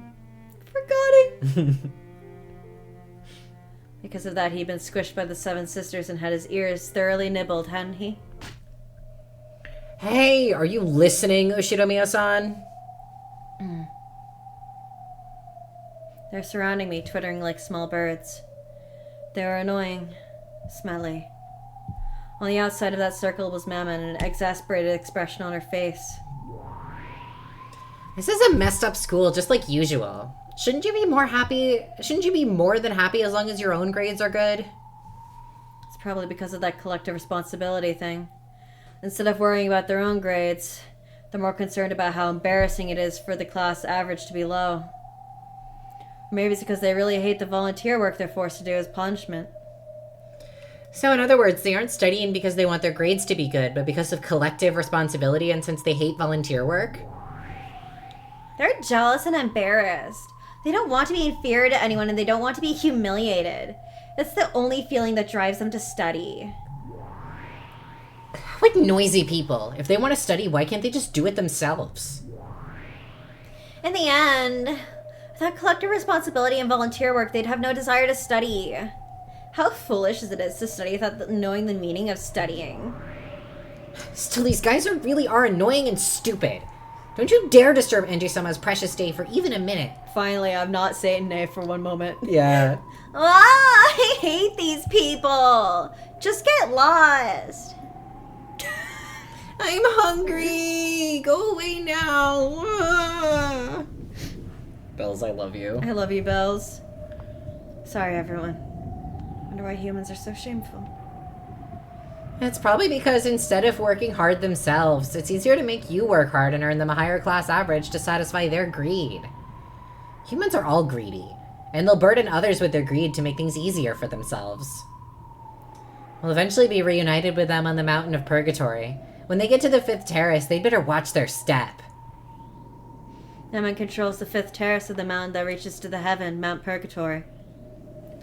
Since she's saying this, he can probably be sure that after those girls die, their journey to heaven won't be an easy one. So I'm just imagining that, like, being a furniture is kind of like their part-time job.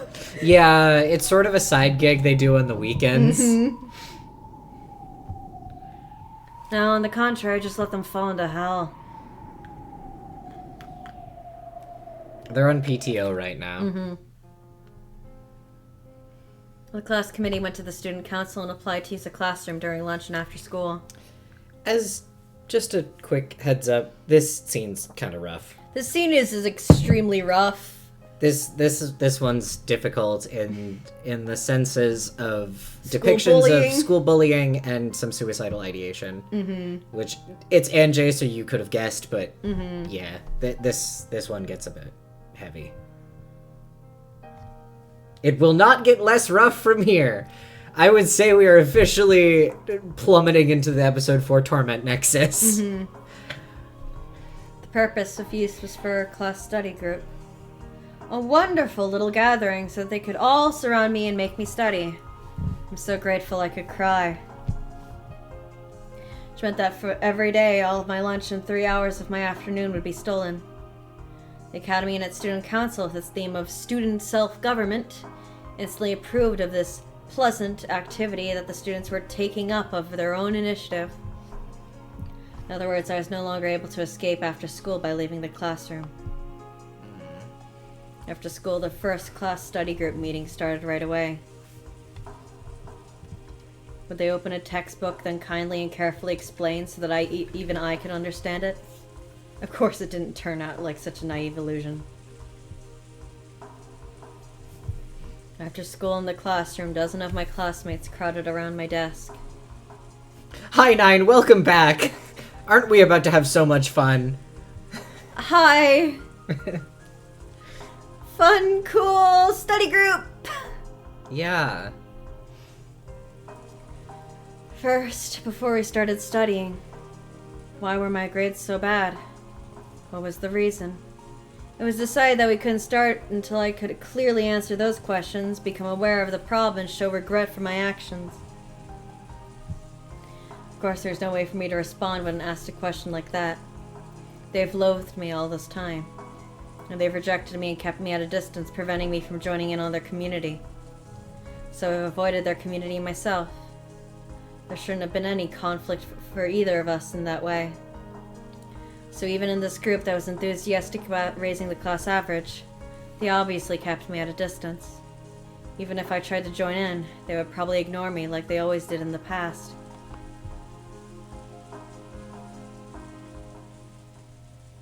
If you just asked, we would have taught you whatever you wanted. Right? Right! They're getting themselves all worked up. I've already had enough of the hypocrisy of their tacked-on excuses. Ushida-mio-san, your problem is that you're lacking a cooperative personality. You mustn't be satisfied as long as everything's good for you alone. Those who gather in St. Lucia's place of learning shall have a cooperative heart. It's written right there in the student textbook, right? I think having a cooperative heart is what gives birth to the desire to study together and contribute to the entire class. I believe that itself is the thing you lack before you even start studying, Ushida-mio-san. But what do you say? Hey, have you been listening to us? Went to all the trouble of staying after school to say this for your sake, right? I'm so grateful I could cry. Of course, they didn't like that. This way it almost makes it look like we're bullying you. They reprimanded me. Fortunately, I'm normally all cried out anyway. If I'm told not to cry, I can hold it back. First, I was made to write a letter of remorse and read it out loud. Of course, this is to be done by today. The class committee politely applied to the student council in the staff room for an extension on the use of the classroom. Since it was accepted right away, which means that starting now I'll be forced into self-criticism for at least a full 5 hours here. Jesus. Shirime Anjay got a low score on her test and caused trouble for her classmates. That's not it, right? You're getting low grades and causing us trouble isn't the root of the problem, is it? It's a cooperative attitude, right? A cooperative attitude. Come on! Why do we even have to direct Yoshimi-san on how to write a letter of regret? Their abusive jeers flew about one after another. I followed their directions and erased it. Yoshimiya Anjay didn't have a cooperative attitude and caused trouble for her classmates. Hey, wait a sec. It's pointless if you just write whatever we say, right? Do you really know what regret means? It's pointless if you don't write it in your own words. Pointless. I always thought you were a bit strange, Yoshimiya-san, but you really are weird. Even following their directions didn't change the jeers much, and now it felt like they were mocking me even more. So several more hours without rest, without even being allowed to go to the bathroom, much less dinner. I was continuously abused. I was cursed into writing a paragraph that humiliated myself.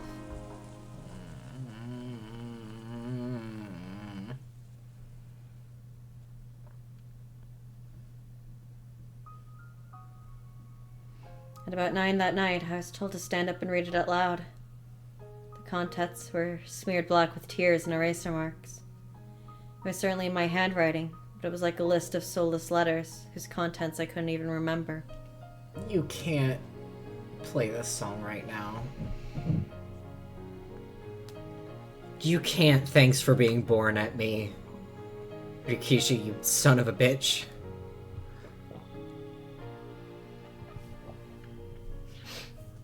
Why would they do this? Why would they do I this? just love that comment. All lowercase. Yeah, you can't thanks for being born out of this one, Rikishi. Literally. Ugh. I forgot that you're probably referencing the song with that message, but I was just Yeah. like, why would they do this about what the students are doing? Yeah. All lowercase, no Why would they do exclamations. this? It was just really funny. Like, it's a sincere question. Why are the students doing this? Yeah. God. We have to make the fun, Yeah. or else we're gonna be in We do. agony. Just remember that after certain parts of the Torment Nexus, it does get really fun again. Never forget that. Mm-hmm. Never forget what we have coming. We have some very common knowledge coming. We sure do. This is you, boss. Everything had been copied down according to their orders. So, while I had been the one to write the letters, they weren't my words. Me turning over to ask you why they shot the dog in the thing while watching the thing. Why would teenage girls do this in an all-girl boarding academy? With collective responsibility, which it seems Rikishi has no interest in making any sort of commentary about. Mm-hmm. When They Cry games aren't political and have nothing to say about society. Absolutely not. I'd be coerced into writing them down.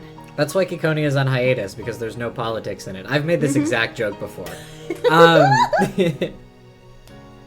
Rikishi thinks society is perfect as is, famously. And that we have all the systems in place to help the people who need it. Even after all this time, I was surprised to learn that, beyond just ignoring people and hiding their things, there are other ways to bully people. Hey, read it aloud quickly. Like, how many people are staying this late just for you, Ashiramiya-san? Why not thank us a little? Isn't the fact that she doesn't feel gratitude a sign that she doesn't have a scrap of a cooperative attitude? It's okay, Ashiramiya-san. I'll always be with you from now on. Why not study with us and remake yourself? Okay.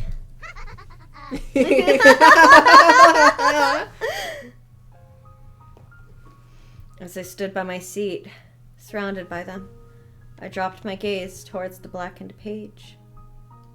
Then I spoke those humiliating words. But right away, jeers flew at me, saying they couldn't hear and to speak up. I can't read it. I had no idea that being forced to read a paragraph humiliating me would be so painful. My throat shook. My fingertips shook. Hey, remember last arc after Lucifer lost the fight against Canon? Yeah. And the sisters made Lucifer repeat a paragraph humiliating herself. Yeah. Before they would help her, even. Fucking hell. Remember that, guys? And now I actually hate Umineko so much. This game pisses me off. before they help Anjay study. This game sucks. Anyways, the paragraph of humiliation written in my own handwriting made my eyes burn with a hot liquid. and my world blurred and twisted. I saw the girls surrounding me twist and bend. I saw them twist and bend into the impression I had of them. In other words, that was my true field of vision. If this was VLR, they would have gone wiggly mode. Oh, I was thinking the same thing. Literally the same thing. I'm like, we can't apply that beautiful effect from Virtue's Last Reward. Anyway. On that twisted crowd of people, I could see my friends. Compassion could be seen in all of their eyes.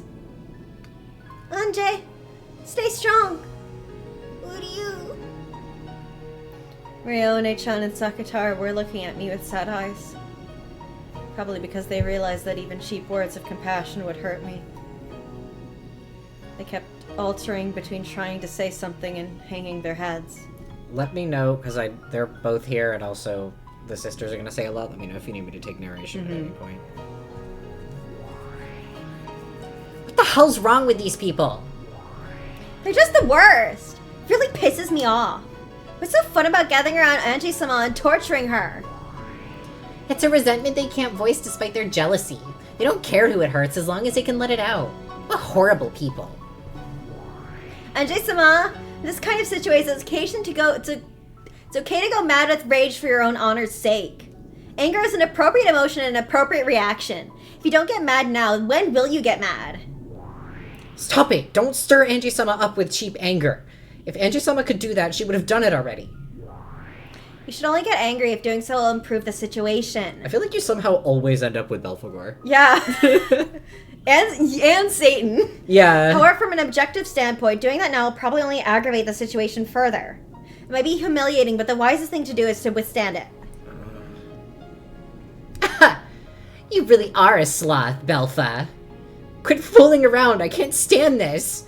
I can't forgive them. Everyone calm down.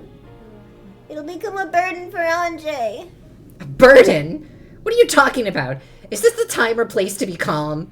We furniture are not so cruel as to coolly watch when our master is humiliated. Anjay-sama, you have no obligation to read such a humiliating letter. If you can't let out a cry of rage, then at least throw it onto the floor. You don't need to trash talk them. You don't need to yell so loud that they bend over backwards. Just throw the notebook on the floor with all your might. By doing just that, you'll be able to show your strong will. No, it's not writing on your own by yourself, Mammon. I told you, right? If Anjay-sama could do it, she would have done so long ago. Nothing will be resolved by the eruption of momentary emotions. Can't you see that doing that will only make their treatment of Anjay-sama even more severe? Why is this happening to Anjay-sama when she didn't do anything wrong? Not letting her eat dinner and making her stay so long after school. I hate it. Gotta somehow work the food in there. Yeah. And it's not just tonight, but tomorrow and the day after, too. That's enough. You can't simply sit there bearing this humiliation. Hey, are you really listening to us? Someone tugged at my hair. I was torn back to my tragic reality. I was no longer even permitted to listen to the seven sisters speaking on my behalf in my heart. My hair was lifted upwards. One of my hair ornaments came off and I could hear the sound of it rolling on the ground. No one picked it up. To the contrary, they casually avoided it as though something filthy was rolling towards them. Yeah, the Lucifer and Belphegor, why didn't I say anything before, how could I say anything now, and saying anything will just make it worse. Yeah. I tried to follow with my eyes, but my hair was being tugged upwards again. Why do you never listen to us, even though we're talking about something so serious? In one ear and out the other, is it? Does anything get into that thick skull of yours? Get a grip, okay? Are you really conscious of the trouble you're causing us? You weren't gonna start saying that you just wrote it grudgingly because we told you to, right? So you really show regret of your own will. This seriously isn't going to end, okay? It's not just for today. And Asmodeus, what did I do to deserve this? Yeah. It'll seriously keep on going tomorrow and the next day after, you see. Don't you play us for fools, okay? I mean, why are you still even alive? Is it normal to go on living like this? If it were me, I'd just die. You can't just live like this, can you? Because you being alive just means getting in other people's way all the time, right? For me, I definitely couldn't live on. Yeah, I'd die too. If doing that's better for the world, then I'd die right away. Right? Then die. Angie-sama. Kill all of them now. Lucifer, can you hear me? You want me to take her? Yeah. This is going to be, I think, a lot of Anjay to the stakes. Yes. You seven sisters of purgatory are incredible furniture that can massacre mere humans in a flash, right? You're always boasting about it to me. Then do it. Massacre them right now. Right here, right now. Well... For some reason, Lucifer hesitated. Why? What's wrong? You're certain kill furniture that can fly around faster than the eye can see and instantly pierce the hearts of a witch's enemies, right? And I'm giving you an order as your master. Carry it out right away. Kill. Kill them all! Angie-sama, please calm down. If they immediately followed my brutal order, making heaps of corpses with me at the center. I was ready to reflect on my own reckless actions of stealing humans' lives so readily, ready to regret and repent just as we wanted me to. I was prepared to do that. Yet, Lucifer just let an unsure expression rise to her face and didn't carry out my order. I knew it. Yeah, I knew it. Vaguely. No, that's not right. I've known it from the beginning. I've known that magic was all empty this whole time, haven't I?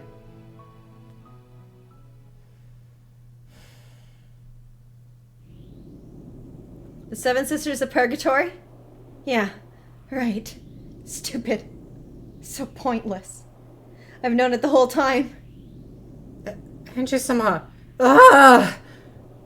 I glared into the worthless Lucifer's eyes, and the pain seemed to accompany that gaze. As though she is being assaulted with a violent headache, Lucifer grasped her head with both arms.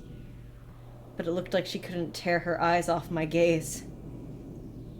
So she was assaulted with a pain that grew more and more violent.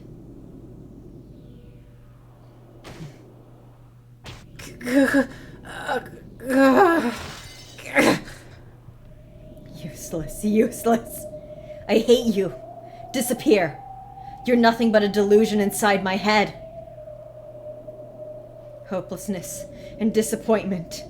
Resignation and a dream's end. A cracking sound like you'd hear from a frozen lake's surface during a fierce winter rang out just once. And at the same time, Lucifer's form, which was being tormented by a violent pain, stiffened in place and grew cloudy. It was almost as though a beautifully polished glass window had been heartlessly smashed and turned white from the countless fissures. And that was an accurate analogy. At some point, Lucifer's form had turned into a glass ornament of the same shape.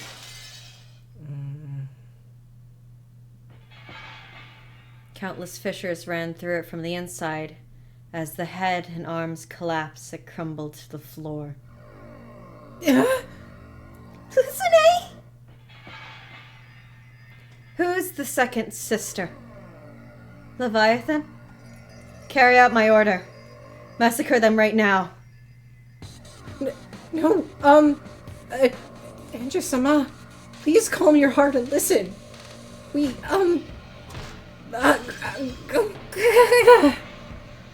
I'm not looking for excuses or backtalk or an answer. I want nothing more than a swift confirmation of my order to eradicate the girls who are humiliating me. If you're going to say anything else, there's no need for me to listen until the end. After Leviathan also turned white due to countless cracks throughout her whole body, she fell over backward, splitting into separate parts along her neck, hips, and arms. If she'd been smashed to bits and lost her original form, it probably wouldn't have seemed so brutal. So seeing the two of them halfway left over made the remaining younger sisters shake even harder. Why won't you listen to my orders? Why? Why? My apologies. Here, under the current conditions, the anti-magic power is extremely strong and... What's that? You can't do it because humans are here? That's your logic? Isn't killing humans what you do? If you can't do that, then what use are you as furniture? Die! Ah! Please, spare me under some... As she clutched her head with both arms, Satan also turned white and fell down face first. Apparently the neck is the most slender part after all. Her head slid off and rolled over to Belphegor's feet. You can't do it because there are too many humans. Later I'll call them into the shadows one by one, and you can make a bloodbath of all of them, right? With your current magical power, it may be easy for you to converse with us. However, you still lack the training to materialize us in front of all the humans here. I deeply understand your anger, but even if you could use us to attack, and murdered everyone here, that would only make your situation worse. I know it's humiliating, but please control your anger for the time being.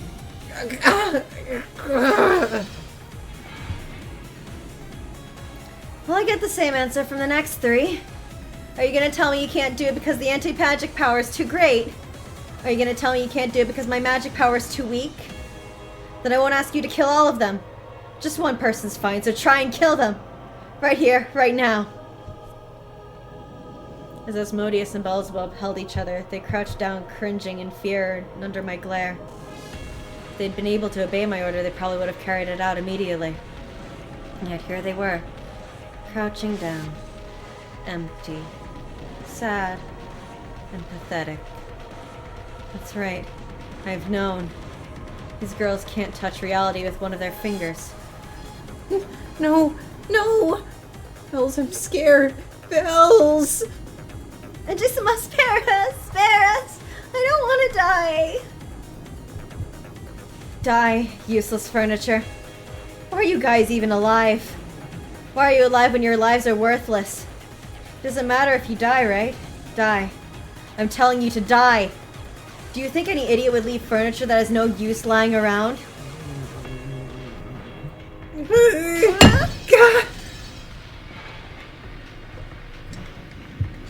Please stop, Angie-sama! Sorry, we're both having a sippy. What is it, Mammon? Are you gonna be the only one to fulfill my order? That's right. You're my best friend. You alone will do it for me. Get them! As you are now, Angie-sama, even if you use us, you aren't capable of committing murder. It's furniture's duty to help with things their master can do.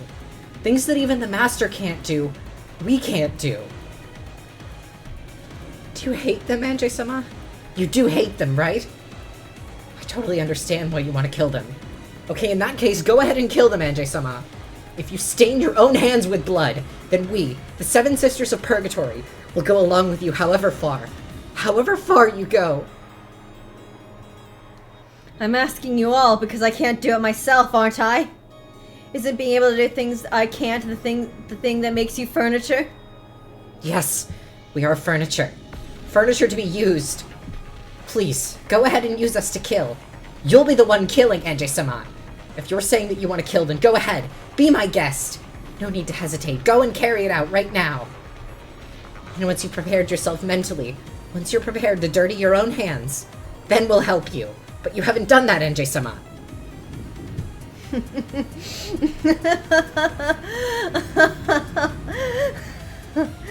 Don't speak, furniture.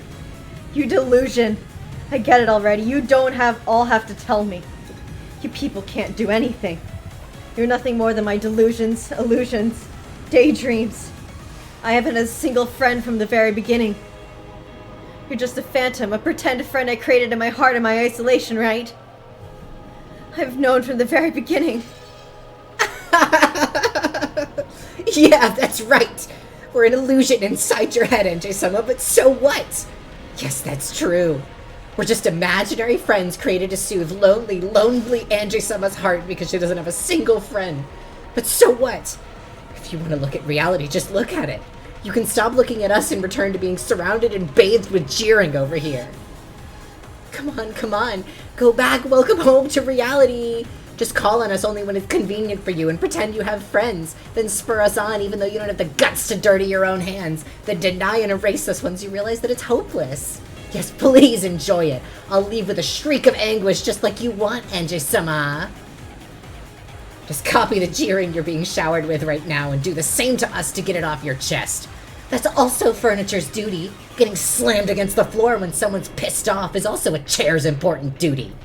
If that alone can absorb their master's bad mood, even for an instant, there can be no greater honor for furniture.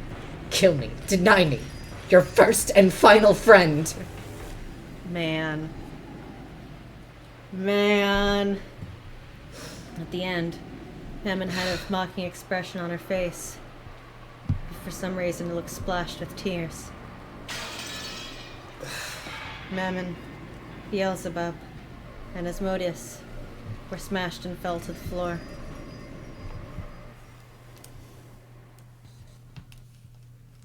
God. And yeah, they're still here too. In Yeah. case you forgot. They've been here. What do you... Come over here, Sakutaro. NJ's a little agitated right now, so you mustn't get close. What about everyone else? Are all the 7 sisters alive? Did they die? It's okay. Looks gruesome, but those are remains of their vessels after being deported from the human world. Shells that have been shed. So it's all right. They're probably deeply hurt, but they're okay. We probably are gonna take a break at the conclusion of this particular scene because the train keeps going. Probably, I don't think a full-length break, but I think we probably should collectively take a couple minutes once we're past this scene, because I do know what's after this. It gets worse. So I'm gonna tell you, right? I'm gonna level with you. I wasn't sure. I don't know exactly how far we're gonna get, but we're gonna get far enough. So yeah, we're probably gonna take like 5 at the end of once we're at the conclusion of this I scene. didn't think we'd get this far. No. I didn't remember how fast things go. Episode 4 comes at you, and it keeps coming at you. So yeah, we'll persevere to the end of this, and then probably take like 5-ish minutes just to recollect.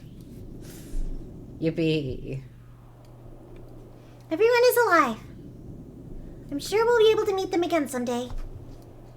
Oh, you. Thank goodness. Thank goodness. Angie has violated the contract of Mariage Saucier. To do such a horrible thing, even though witches of the Alliance must respect and accept one another. Even though they were all important friends to you, Angie. No witches' alliance has anything to do with this. Magic friends. Give me a break. I killed them. Erased them. I smashed the 7 sisters. What do you... That's so cruel. So cruel. Remember when Beatrice said Yahoo Battler? Yeah. And she opened the door and all the country flags were there. There was the sitcom applause. There was. Remember how we used to run? New episode title. It's pretty good. Remember the croissant. Remember when we played Shooty Tony? Remember when we played Shitty Tony?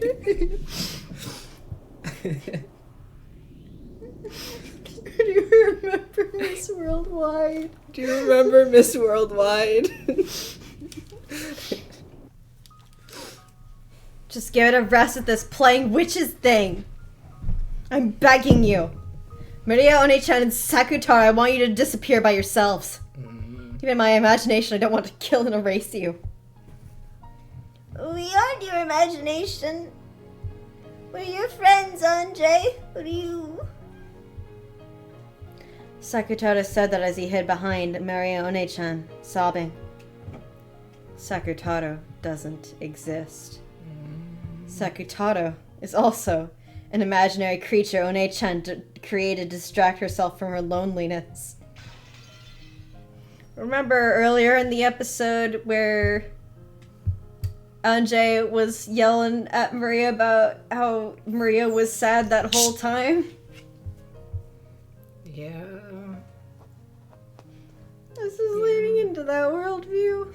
Ryu, it hurts. It hurts, Maria. Why? Why? Ryu. Stop it. Denying my friend is one thing I will not permit. The same power that had smashed the Seven Sisters was probably eating into Sakutaro as well. But Maria One-chan was apparently protecting him with some other power. So Sakutaro's form didn't break and scatter. One-chan glared at me sharply. It was a serious expression I'd never seen from her before. Sakutaro is my furniture. You cannot erase him, Anjay. However, trying to deny someone is the greatest form of scorn for a witch. Sakutaro didn't even exist from the very beginning. He's just a lion stuffed animal. A phantom you personified with the delusions inside your own mind. Woo! It's not true! Sakutaro is my friend. He was a stuffed animal once, but he isn't now. No, he is a stuffed animal. A stuffed animal made of cloth and cotton. He can't move or talk by himself. You're just talking for him like a ventriloquist, right? You call that magic? You call that a witch? You call that a friend? I can't accept that. Who do you... Am I? Not me. Am I just a stuffed animal that can't really talk? And not Maria's friend? Who do you... As though struck with a high fever, Sakutaro weakened bit by bit. As he clung to One-chan's body, he did all he could to continue standing. But his body began to gradually slip down. As he did, One-chan held him and yelling at me as tears streamed down her face. Ooh! Stop it! Don't put Sakutaro with the magic-resisting toxin! Don't bully him! Don't insult him! Don't deny him!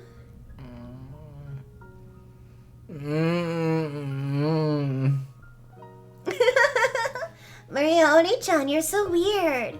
There is no Sakutaro. Stuffed animals are stuffed animals. I learned from Mama that they're made of cloth and cotton. There's no way they can walk or talk. Or you. Ooh, you. Sakutaro! I literally hate this game so bad. Sakutaro! You are a stuffed animal. You are a stuffed animal. You're a friend. Ooh.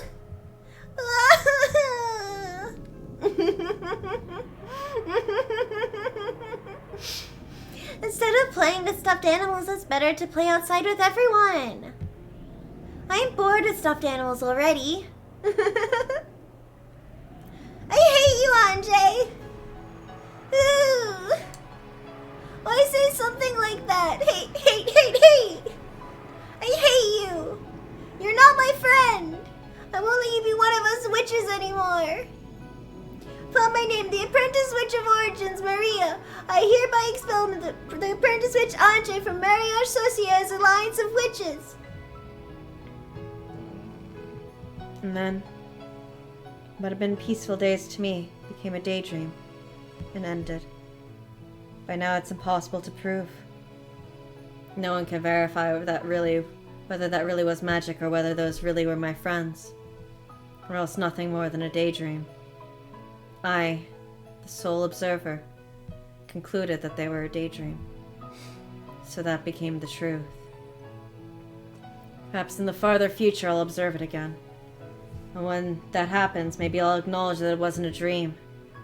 The Seven Sisters really were my friends, and that along with Maria One-chan and Sakutaro, they did everything they could for me in my isolation. Something so vague is neither the truth nor an illusion.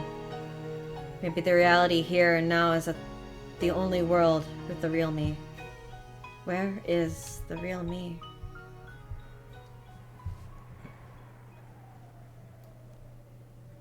person standing amidst the girl's exposed wreckage that resembled broken glass sculptures.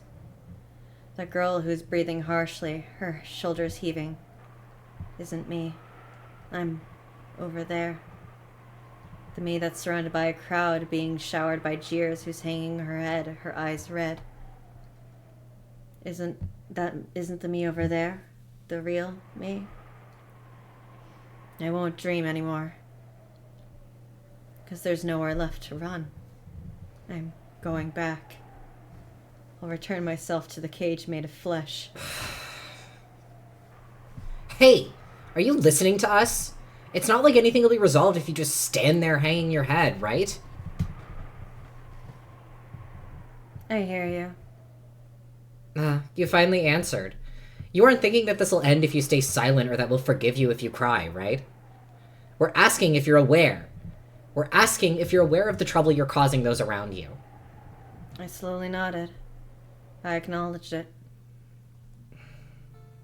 I acknowledged that I had slipped into the world of my daydream, trying to remain separate from the others in my class. To separate myself from and disgrace those sisters who spoke to me with reliable and kind words, despite being totally unable to help me when I really wanted them to. I acknowledged that. I, Ushirimiya Anje, do not have a cooperative attitude and cause trouble for my classmates. There is nothing to blame for that except my excessive inferiority complex towards all of my classmates because of my inability to study. And it's a shame that I'm alive. Starting there, I was no longer reading the paragraph they'd made me write. It was me improvising. And it was in my heart. They noticed that it wasn't what they'd anticipated. God, yeah. The specific phrase inferiority complex coming back is... Fuck. But while they did frown, no one spoke. So I continued. That's right. It's a shame that I lived. I should have had them take me with them on that day in 1986. Yet I was the only one who wasn't taken. Why am I here? This isn't the world I'm supposed to be in. No one will save me. For a time I felt as though the only fictional friends I created in myself could save me. But those friends are nothing more than a delusion, and they didn't save me at all. After all, this isn't a world of imagination, but a world of reality. So in short, until today, I've been having the same daydream. I hated my real classmates and only lived by interacting with the friends in my mind. Just now I split up with those friends, so I am here. I have no family. I've thrown my friends away too. There's no longer anything left for me. Why haven't I died? Someone asked me that a short while ago. I think they're right. Why am I alive? I should have died in the year 1986. No, I really must have died. And yet, my dead soul is still locked up inside this cage of flesh. So I'll ask someone. If no one answers, I'll do it myself. Please, let me die. I spoke that sentence and looked around. Dumbfounded girls. Shocked girls. Girls whose faces seemed to be saying, "What the heck is this kid talking about?" And a bit late, more and more girls with faces that said, "Is this girl alright?" Whisper, chatter, and then a giggle. When I ordered the friends in my daydream to kill, they couldn't do it. And so, I asked real humans to kill me, but of course these girls couldn't do it either. In other words, both daydreams and reality are the same. Doesn't that mean including this world? Absolutely everything is a daydream. Then there's no problem, right? After all, on that day when I lost my family, I was already dead. Everything that happened afterwards is going on in my head, my life flashing before my eyes. I failed to die. Sorry. So I understood that. It felt like the scenery surrounding me began to twist and bend slightly. Yeah, I'll finally wake up. I'll be released from this daydream world. I felt my consciousness sliding away. That's all right. fade farther and farther away. Take me to my family. Then, no matter what happens in this twisted, stale world, I won't mind at all. I saw the crowd get pushed aside as the teacher stepped in. Perhaps the teacher doing the rounds happened to notice a strange disturbance. The teacher was vigorously shouting something, moving to protect me. Watching that, I knew that an ally had appeared for me, even if there was only one.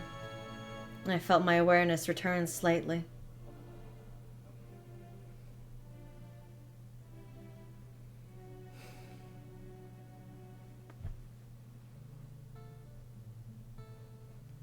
The only ones who can save me in the world of reality are real humans.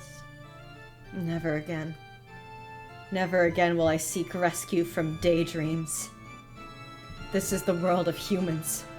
Nothing can save a human except other humans.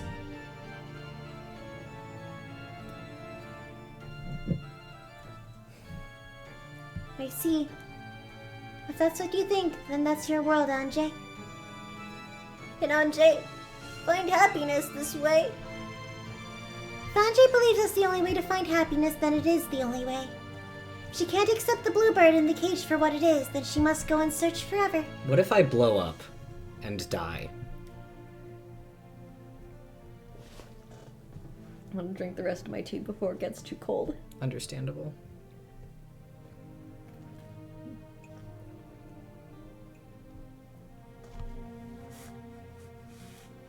Shout out to the bluebird. Mm-hmm. Shout out to Maeterlinck. Shout out to making cool OCs. Shout out to making cool OCs. Who do you? Maria, are you breaking off relations with Anjay? No, nothing like that. I only did that because that's what Anjay wanted. We witches are sometimes persecuted.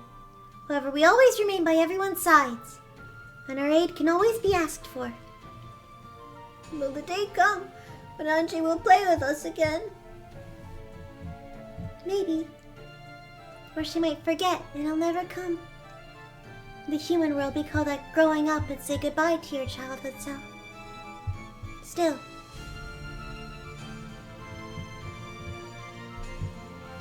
If Anjay just remembers, we'll always be by her side. Until then, we'll be waiting.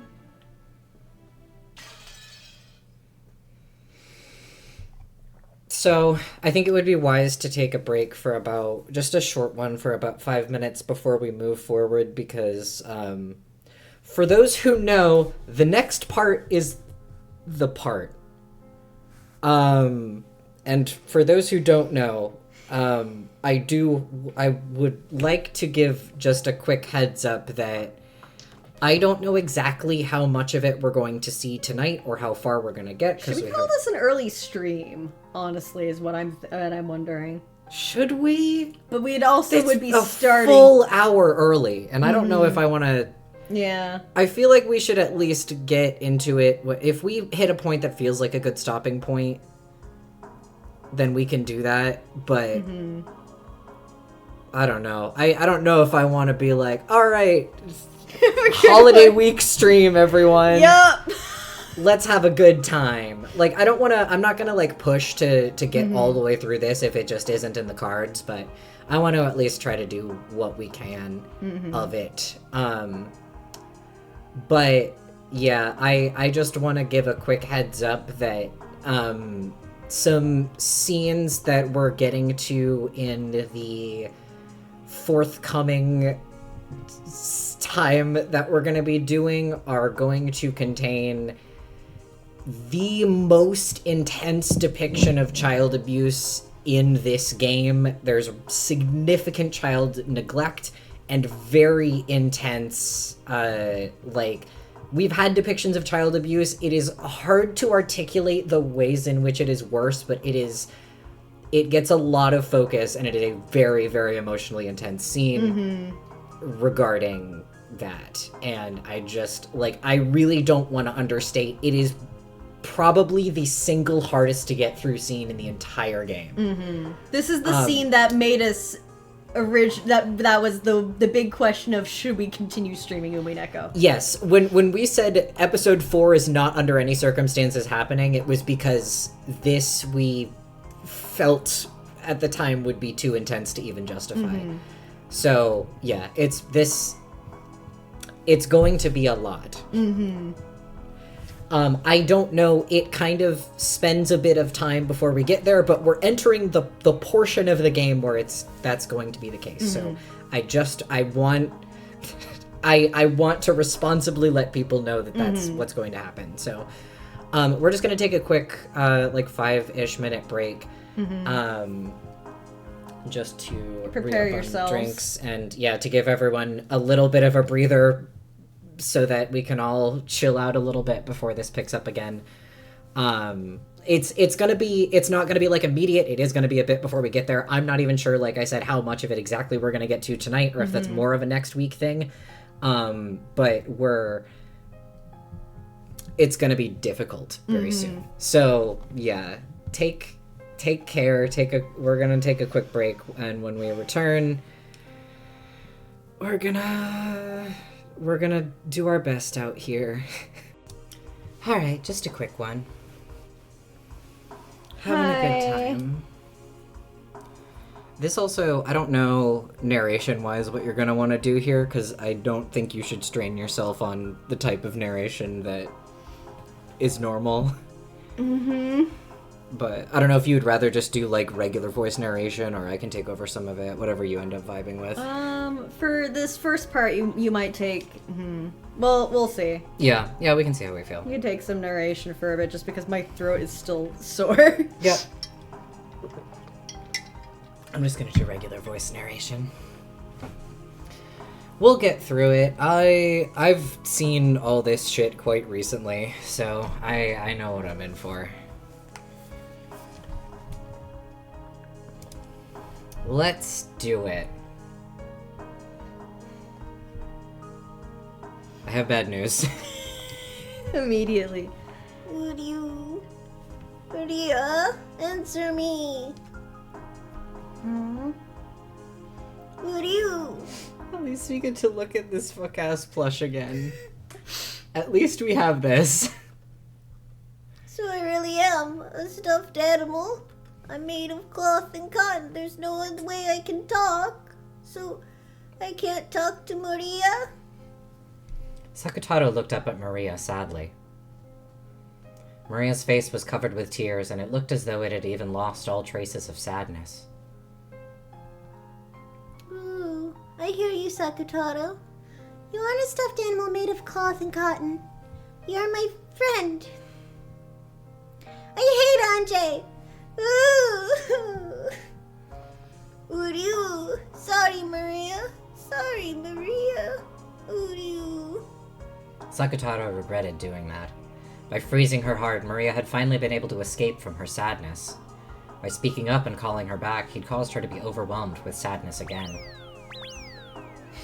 You can't be making those silly sound effects, Umineko. Sakutaro tried hugging Maria, letting go of her, and gazing at her uneasily, lost as to how he could bring Maria's spirits up. He might have looked a little humorous doing that. In the end, that was enough to distract Maria from her sadness. Sorry, crying won't help anymore. You gotta fight with it, gotta do a fight with Anjay, but you still have lots of friends, Maria. I'm not the only one. Everyone's here. Sakusuke and Sakukichi, the animal band, and many, many more. Maria looked at the many stuffed animals around her pillow, which were gathered together as though they were having an idle chat. Sissel, what the fuck are you doing even? Dude. You look so guilty. I wasn't doing anything mischievous. You literally were. We all saw you. No, you didn't. And you looked stupid doing it. I looked smart. You gonna put a blanket on him? Mm-hmm. Containing him. He's lightening the mood!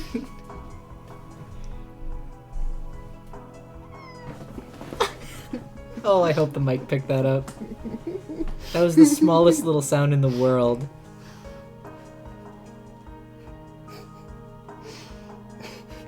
Poor thing. Oh, I'm so glad you could hear it.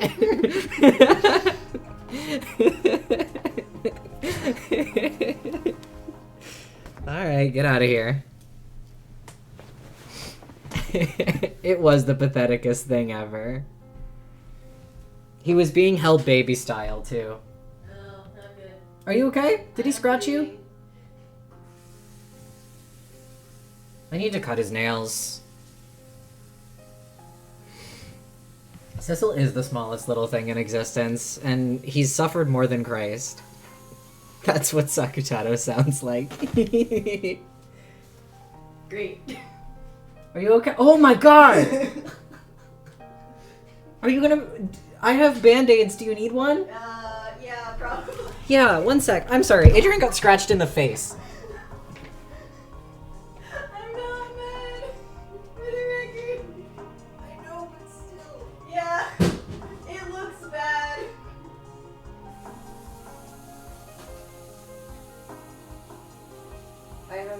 They're fabric band-aids too. I'm gonna use for it real quick. Okay. Little man.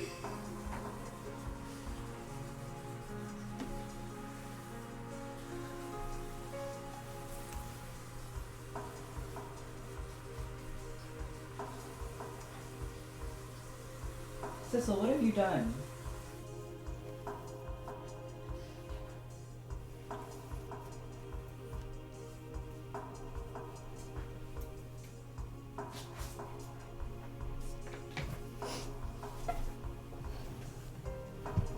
How's everyone doing tonight?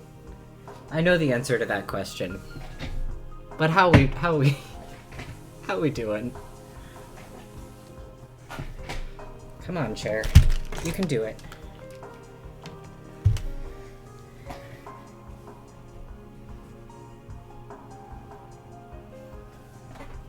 I'm like one of those anime characters who always get into fights a lot, so they always got the band-aid on the nose.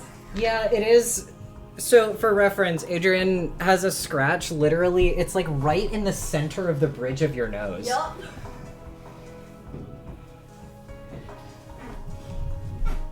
Cecil trying to prevent this from going any further.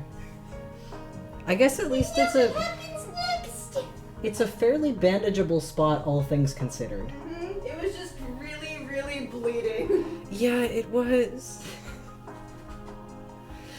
Yeah, no, when you picture like a band-aid across the nose, that is literally exactly the situation right now. So at least you have that going for you. Yeah. Okay.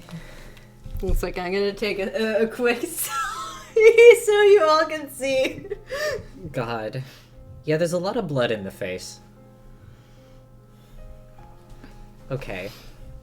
Everyone is worried about you, Adrian.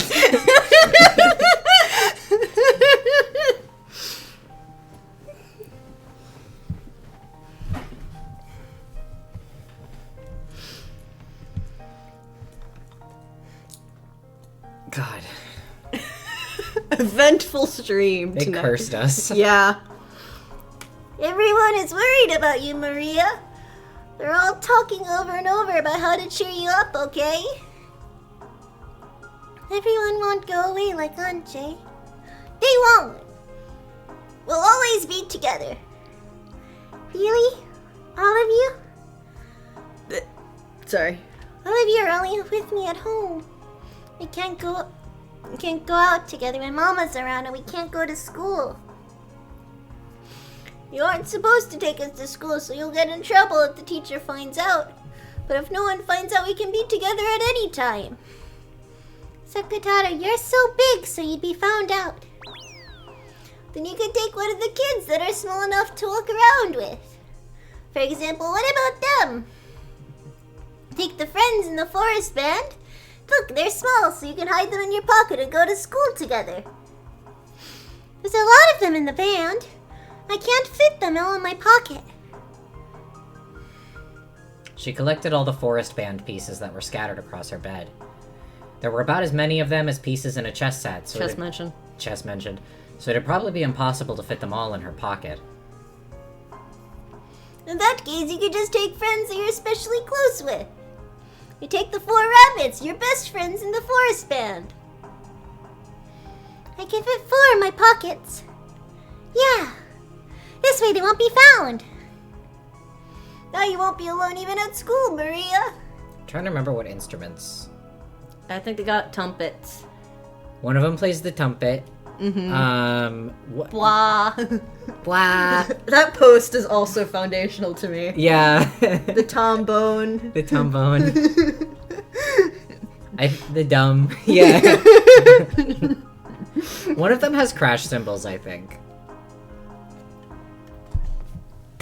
Yeah. No, now you won't be alone even at school. Those kids will be with you wherever you go, even where I can't go. Yeah. Maybe I won't be lonely that way. Maybe I can hold out until coming home from school. As long as you aren't found by the teacher and Mama, we can be with you at any time. So let's be together, play together forever. We definitely won't leave you alone, Maria. Would you? Maria's expression finally regained a little of its brightness. That's right. In the beginning, Maria's world didn't have Anjay in it. Even without Anjay, it was fun with everyone. And yet, strangely enough, it suddenly became sad without Anjay, who had come in at the end. All that's happened is that I've returned to the world right before Anjay entered it. So there's nothing to be sad about. Yeah. I'm not lonely. Sakutaro and the others are with me. Would you? I love you, Maria. I won't let any more humans come into my world. Maria Socia is this alliance between me and Beatrice only. From the start, even Beatrice didn't want to let Anjay join. It's all right this way. We are all Anjay mode. Yeah.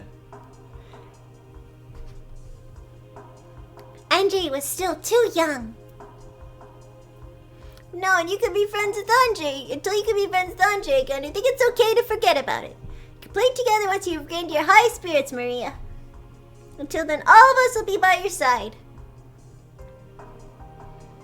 Thank you, Sakutaro, everyone. If you want to be miserable, you can think about how this argument between Maria and Anjay was almost certainly never resolved. Yippee. And that's probably why Anjay carries that guilt with her for all this time. Then, Maria once again regained her former world. She regained the world that wasn't lonely, where she was surrounded by many friends. Just like usual, she didn't have any human friends at school, but her magic friends were always with her. Sorry, when I experience pain, I have to pass it along to other people. Of course. Just like me in the car ride where when I experienced a pain and I told you about it. Yeah. Yeah. The rabbit band she hid in her pockets talked with her during class, sounding like they were having fun. That's not Umineko at all. No, not in the least. Just listening to that greatly embellished the time she spent in class. Maria made it so that, as long as Mama and the teacher didn't find out, her other friends could always be with her. I'm gonna fix my band-aid real Go for it. When Mama told Maria to go play outside, Maria would secretly pack Sakutaro and Sakusuke and the rest into her bag and play together at the library or somewhere. Getting a new band-aid already. Godspeed. Even when Mama was late coming home and Maria went shopping for dinner, she always went with Sakutaro. I have some smaller band-aids, because that one is a bit big on my face. The man at the convenience store and the other people were nice to Sakutaro. He sometimes gave a second portion free for Maria and Sakutaro. When Mama found out, Maria would get in trouble for bringing Sakutaro and the rest outside. When the teacher found out, Maria would get in trouble for bringing toys to school. The toxin must be strong in Mama and the teacher. That's why Sakutaro looks like a normal stuffed animal to them. After all, the convenience store man and the others say hello to Sakutaro. Not all humans are hopeless. There are tons of people who, unlike Anjay and Mama and teacher, can say hello to magic friends like I can. Oh, Maria-chan, welcome. Was your mama late coming home tonight, too? There we go. Okay, do you want me to temporarily take Maria? Sure. While you're doing this? Yeah. But I've got Sakutaro, so I'm not lonely. Right, Sakutaro? I'm assuming that's what he said. Good prediction. It's not just Sakutaro today. Some other friends came too. Oh, other friends, is it? What kind of friends did you bring today? Sorry, I knocked down a clover charm that's sitting on my desk. Today the rabbits from the forest band are also with me. Look, in my pocket. Maria began to line up 4 ceramic rabbit dolls on the counter. Who did this? He is wandering around kind of anxiously. As the owner of the shop looked at it, smiling, he sent a signal to a part-timer with his chin. Then, the sign on the other register that said closed was taken down, and a voice called out for everyone to move over there. All of the people in line behind Maria lined up behind that one. I see. You do have a lot of friends, Maria-chan. But I hope your mama comes home soon. Mama's busy with work again, so she's spending the night at the company. She's been very busy lately. She hasn't even been able to get much time to talk to me on the telephone. But I'm not lonely. I've got Sakutaro and the rest. Right? Ooh, you! I've even got all of the rabbits from the band. Look! QQ! Is QQ the sound a rabbit makes? My, I've never heard that. Actually, rabbits scream. After smiling at Sakutaro, who was pointing his head out of her knapsack, she played around with the rabbit band on the register, making them frolic around. Although the shop manager gazed at this pleasantly, he had a slightly pitying look on his face. This was apparently a single-mother household, where the mother had to work hard and couldn't come home very often. On top of that, it looked like this girl didn't even have any friends. As he watched her play around happily with her dolls and claim that she wasn't lonely despite everything, he couldn't help but feel a kind of compassion. And actually, this wasn't limited to him alone. Maria had become quite famous in this shopping district. Maria-chan, you should eat some Odin every once in a while. If you don't eat your eggs and fish paste, you won't get big. Can't get a cream roll? Ooh, you! If you don't eat certain things, you won't grow big. How about Odin for today? Ooh, then I'll have some Odin. Yep, that's the ticket. Why don't I stick a whole bunch in there? Want mustard? Ooh, you! I can't handle spicy things. I see. Then you make sure you don't let it spill on the way home. It'll sure be delicious while it's hot. Ooh, thank you. Is Sissel being bastardous again? I wanted to fix the cushions and put the blanket more okay. over there, so I'd be more interested in that side.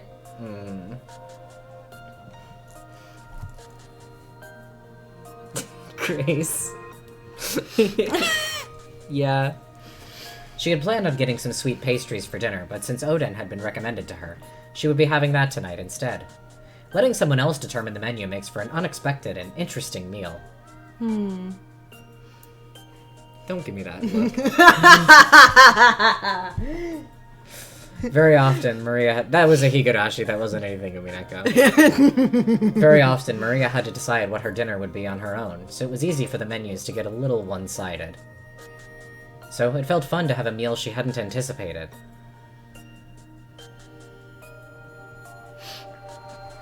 Hi, Grace. Yeah. He's literally going to evaporate. This thing can't even be near a container of wasabi. The wasabi is known for its anti-magic resistance. That's true. There's actually a lot of anti-magic toxin in wasabi. Not many people know this. That's why the spicy things are inherently anti-magical. That's why I can withstand all of the psychic magical attacks that are being flung at me all the time. Yes, of course. Because of my diligent regimen on eating fucking really spicy foods. Of course. This is true. Yeah, you're building up your magic resistance. You're like it's like how monarch butterfly caterpillars eat milkweed because it makes them poisonous to predators. Or taste bad, at least? Yeah, I don't yeah. remember. They're, I'm constantly assailed by witches all the time. That's true. It's a problem. Thank you for giving us extra, mister. Send my regards to your other friends at home. No stuffing yourself on the way back. Go straight home and eat it there. Thanks, mister. Maria raised the bag with the Oden container high.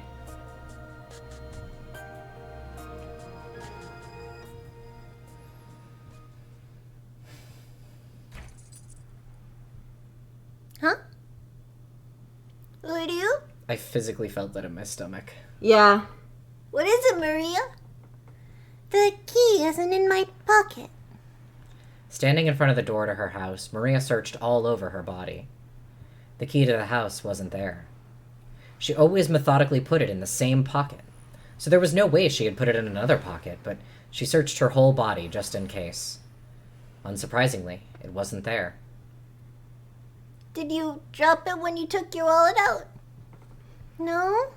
When I took my wallet out, I definitely felt it. She always put the key in the same pocket. I always also felt it when I searched my pocket partway here. It was there until partway. I didn't drop it.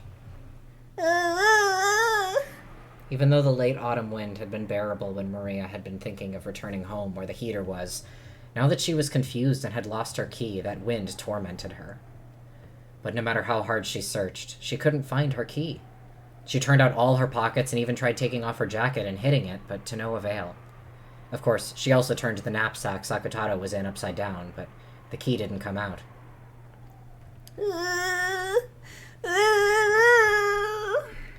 Something that should have been there wasn't where it was supposed to be. Why isn't the key there when I didn't do anything wrong? Why isn't it? Why? Why?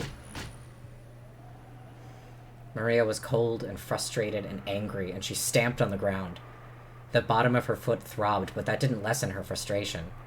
At the same time, her tears poured out.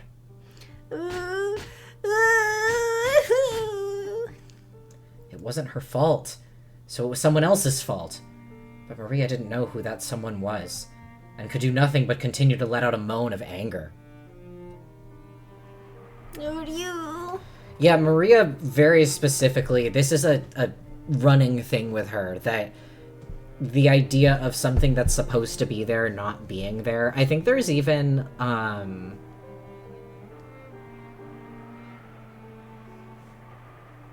sorry, I'm blanking on when something took place, so I can't remember if I can say this. So I'm just... Say mute for a second and I'll confirm it for you. I think it's episode 1. There's, yes, it's episode 1, sorry. In episode 1, when, in the morning, when a bunch of people have been found missing, there's this comment in the narration made about Maria when she's looking for her mom, that's like, it was less that she was worried and more that it bothered her that her mom wasn't where she expected her to be. Is sort of the way that the narration puts it. That's like it's a very specific thing with Maria that's done a bunch of times. Oh, I'm sure you dropped it part way. Let's look for it, okay? Let's return to the road we came by and search, okay? Even though I went to all the trouble buying Odin and got eggs and stuff for free, I won't be able to eat it when it's hot. Maria, I know it's frustrating, but let's search, okay? It's no one's fault, so let's search. Maria finally lent an ear to Sakutaro's words and began to trot back down the road she had come on. The wind was colder than before, and it felt like it was blowing in through the corners of her jacket in a mean way. Let's wash our feet closely and search, okay? Let's get home quickly and let the heater warm us up and eat Odin, alright? I'm sure it'll be delicious. Gone. It's gone. As Sakutaro encouraged her, Maria searched for the key. But she made it all the way back to the convenience store where she'd bought the Oden. She hadn't found it. Just in case, she asked the man at the convenience store whether they had found a dropped key. but they hadn't found anything. One more time, she returned home, paying close attention to the area around her feet. But, unsurprisingly, she didn't find it. She was no longer frustrated enough to stomp her feet, but hot tears dripped down her face. The Oden had cooled down completely. Even though she had been told it would be delicious when warm, she hadn't been able to eat it. Even though that man had given her so much free stuff. Ryu, don't cry. Mama isn't coming back tonight. Let's do our best and search. Why can't I find it? Maria, don't cry. Let's do our best and search. Maria. Maria was no longer able to hold back her tears. Sobbing, she clutched Sakutaro and held the bag of Oden, returning once more down the road she had come by. Perhaps because more and more houses and stores had turned their lights off by now, it was even darker and harder to search than before. And once again, without finding the key, she returned to the convenience store. Maria-chan, still can't find your key? Ooh, my key, it's gone. Wasn't your mother away for the night? So you can't get into your house without a key. Ooh, can't get in. Well, that's not good. Did you try going to the police? They might be able to help you. Mama said not to talk to policemen, even if they start talking to me. Oh? Well, why is that? It was probably because Rosa would be liable for making such a young girl like Maria watch over the house by herself, and because she knew that this wasn't something that would be permitted by society. So, Maria was indoctrinated into changing the stores she bought things at so that she didn't catch the eyes of adults, and into saying no more than a greeting to policemen, even if they talked to her. Maria had obediently done as she was told. Instead of considering why she must do that, she was much more concerned with meekly obeying because her mother had told her so. But the manager of the convenience store probably didn't think of it that way. In the first place, seeing such a young girl being forced to watch over the house alone, and so frequently, would make anyone worry. And then, after making the round trip between her home and the store once more, and arriving at the convenience store for a third time, a policeman was there. It's that child. Maria-chan, did you find your key? Didn't find it. What's your name, miss? The policeman asked her name, but Maria didn't answer. Did your mother tell you not to talk to policemen? Don't worry, no need to be scared of me. Have you eaten dinner yet, miss? I bought some, but I couldn't get into my house, so I couldn't eat it. What's your mother doing? Is she not coming home tonight? Is it her work? Sorry, she said ooh in response. Do you know how we can contact your mother at work? Maria hung her head limply. She didn't understand why the policeman was getting mad at her. No, he probably wasn't getting mad at her, but if this reached her mother's ears, then she would definitely be in trouble. Even if she didn't understand the reason why she would be in trouble, she at least understood that much. But the policeman wouldn't let Maria go, and her head was swimming from hunger. The policeman noticed that, and it was decided that he'd listen to her story as they ate in the police box. Maria was taken to the police box. She had her oden heated in a microwave oven, and even salty rice cakes and hot tea were brought out for her. She had been told not to talk to policemen, but after being asked about Sakutaro, she responded, starting to feel that this wasn't a bad person. And anyway, she wouldn't be able to return home now, so she didn't know what to do. She told him Mama's work phone number, which she had been told to tell no one of and to use only in a very, very serious situation.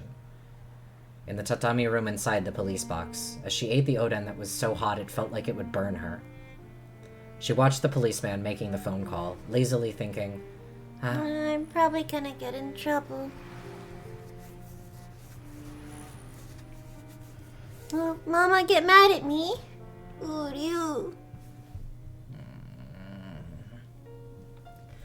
He must have been listening to the phone ringing for a very long time. With the receiver up to his ear, the policeman looked up at the clock, grumbling. Maybe they aren't picking up because their business hours are over. Huh? Hello? Hello? Is this Auntie Rosa Limited? This is the Komatsugawa Police Department police box in front of Senbonzakura Station. Is President, President Ushiromiya available? Yes. What? She's on vacation? Yeah, starting yesterday, the president has been on a 3-day vacation. Is there some business you have with her? Oh, no. Never mind. So, do you know where she might be? You haven't heard where to contact her, have you? Sure. Could you hold on for a second? Hey, anyone heard where the president went for her vacation? Or how to contact her? I heard she was going for an all-you-can-eat crabs in Sapporo with her boyfriend. Aw, I'm sure such a cold place will do wonders for shrinking the distance between them, don't you? I haven't heard how to contact them. Yep, understood. Hello? I heard she went to Sapporo, but I'm not sure how to reach her. Should I take a message? I see. What a shame. Well then, if you manage to get in touch with her again, could you tell her that we called? Sure, yes. Is that really far away? I don't know where they were. I don't know geography. I don't know where Rosa lives. They did say what police station it was. Oh, God. I mean, they did... Yeah, I mean, that makes sense, because we know that she's taken, like, the fucking Shinkansen, which is the bullet train, which I think is often, like, a long-distance thing. So... After that, I was taken to the police department, which was even bigger, and ended up spending the night there. Then they asked me various things about myself. A lady who called herself the district welfare officer came by and asked about a lot of things. And I was told, "You poor thing." When I heard that, I learned for the first time. Am I a poor thing? What are you? That's not true. You're happy, Maria.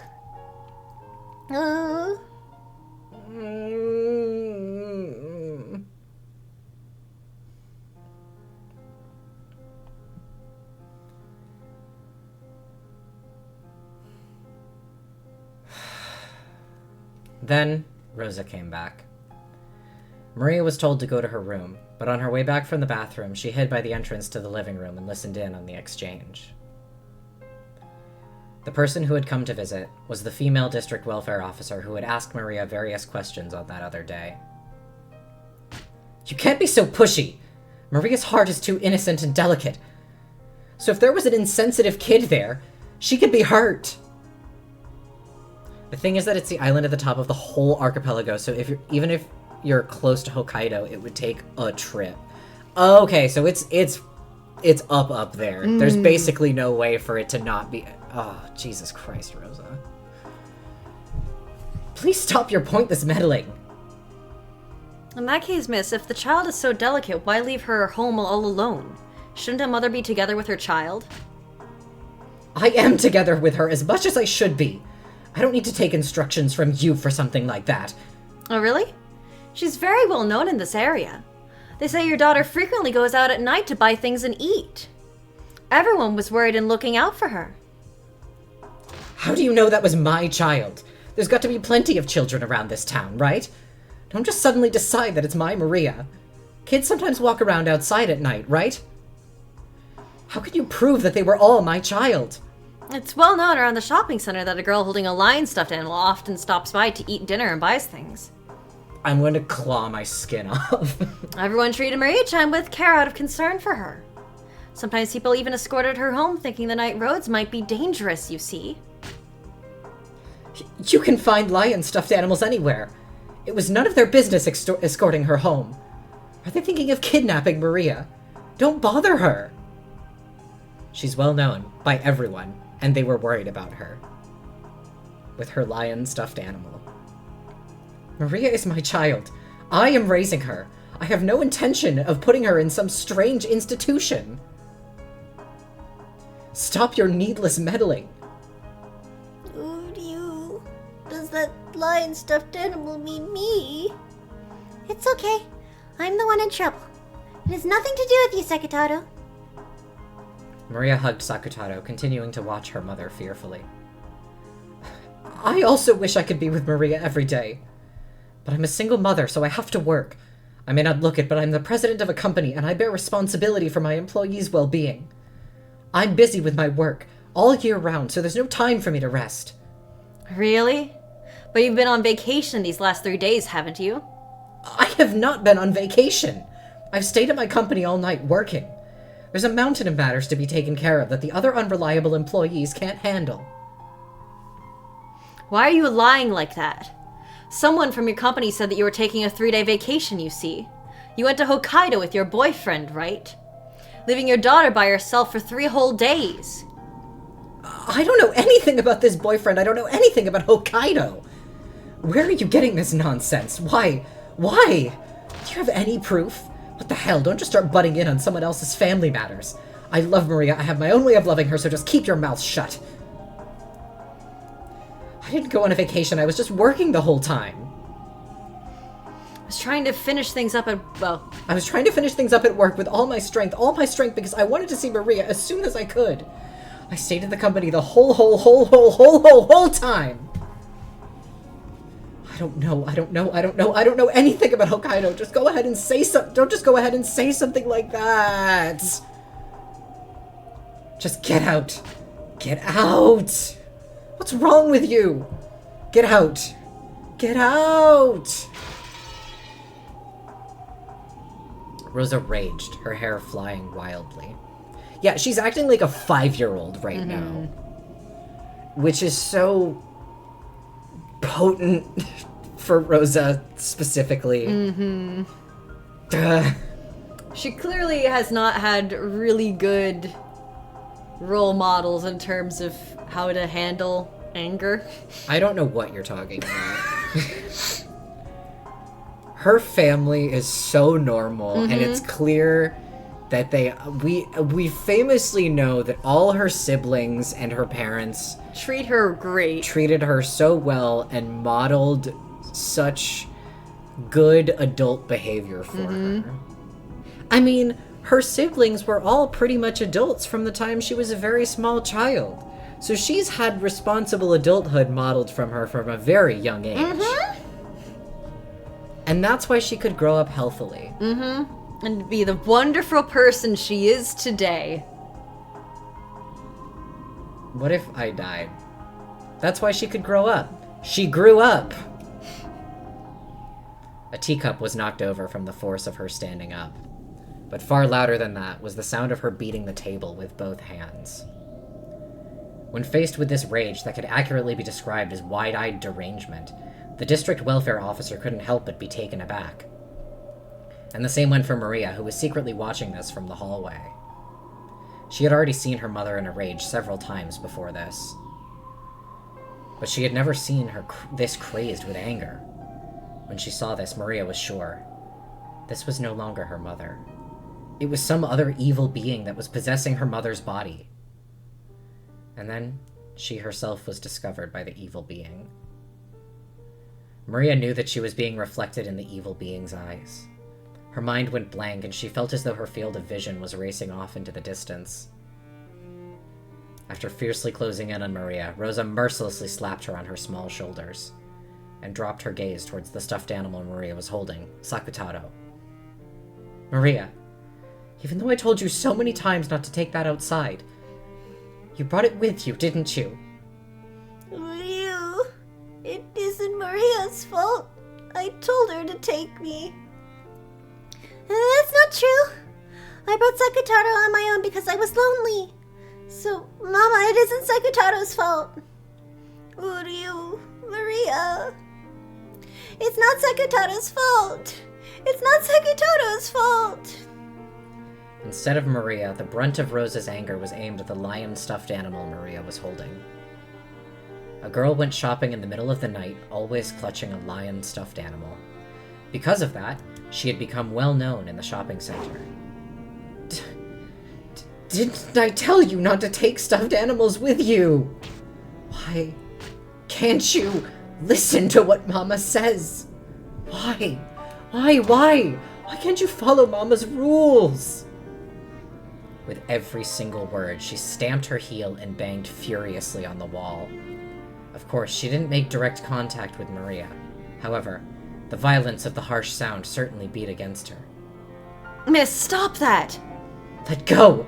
I said let go, damn it!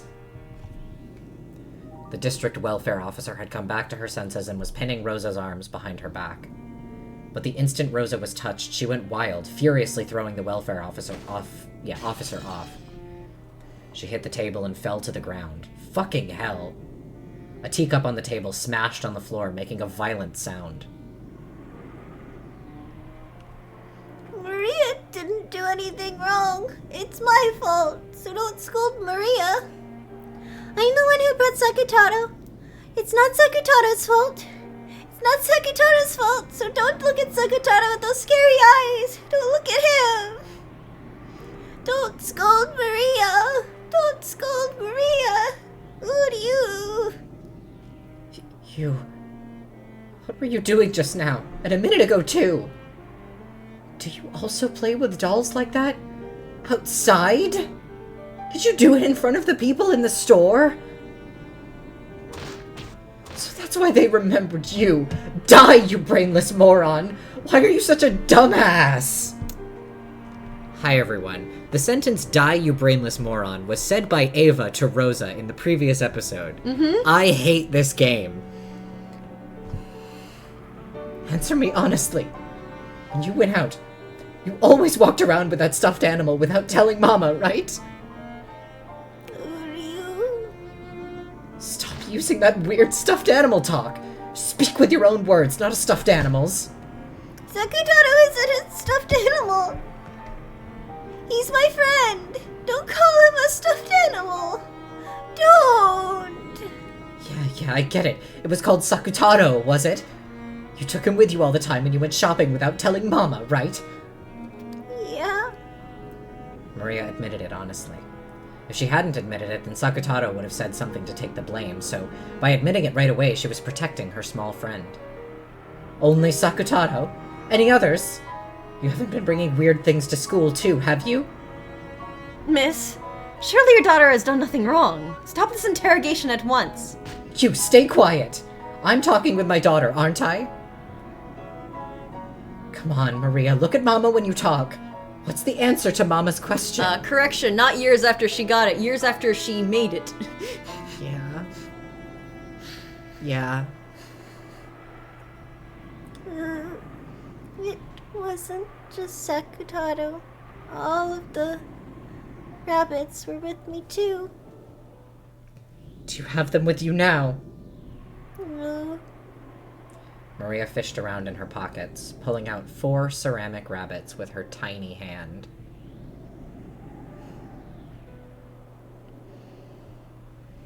The rabbits were her close friends, who could be together with her at school at Sakutaro's place.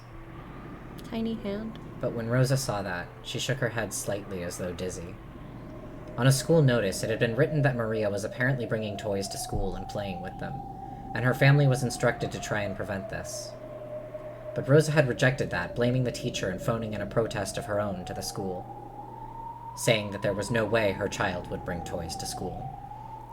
For nearly an hour, she had shouted at the vice principal to stop making false accusations about her daughter. To a certain degree, those at the school had grasped that Maria was a pitiful girl.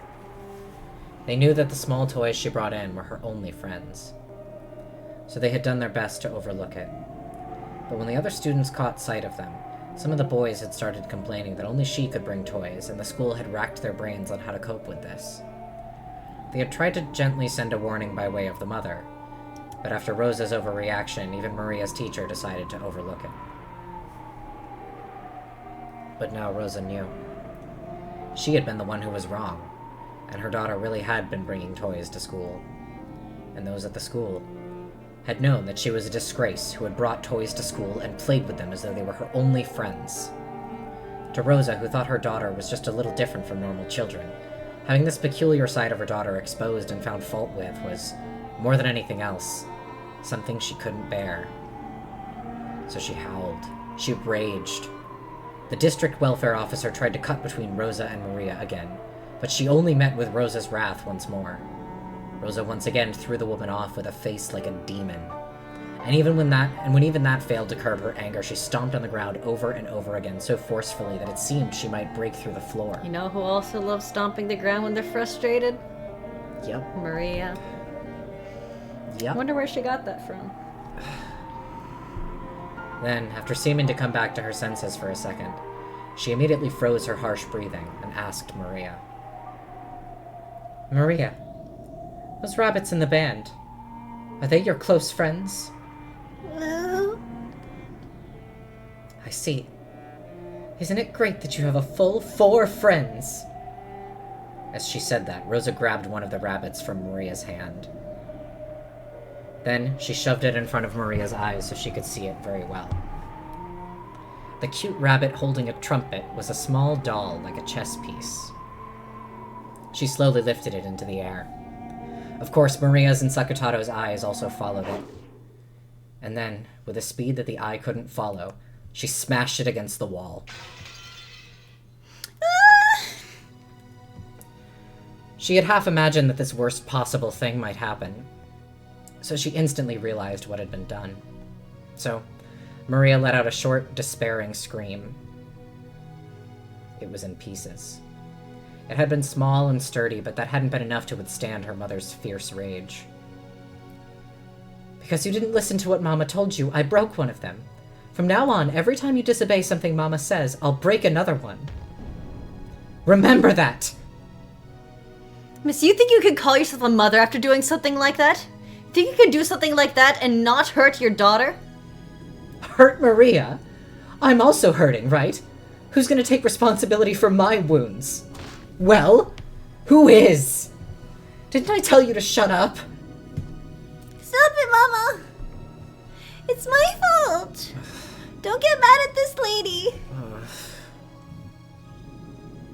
It isn't Maria's fault, it's mine! Don't get mad at Maria! Rosa is one of the best written characters in fiction, point blank, and it sucks. Horrific.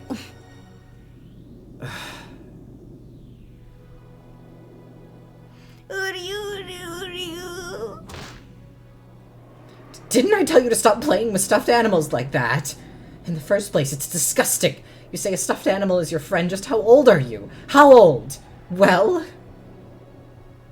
This is just a gross, crappy stuffed animal made of cloth and cotton, right? Is this the only kind of friend you have? If you have enough spare time to pretend this monstrous stuffed animal is your friend, go outside and make some real human friends. Why can you never make any friends? That's why your class always treats you like a weirdo and makes fun of you. Give it a rest and get a hold of yourself already. Grow up from this stuffed animal play. Would you? Like I said, stop playing with that stuffed animal. Mama, give him back. Give Sakutaro back. Would you?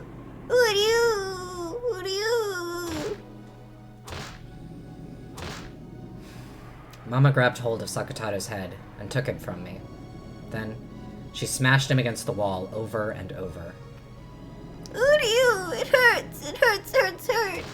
I said stop, damn it! I told you to stop that stuffed animal act!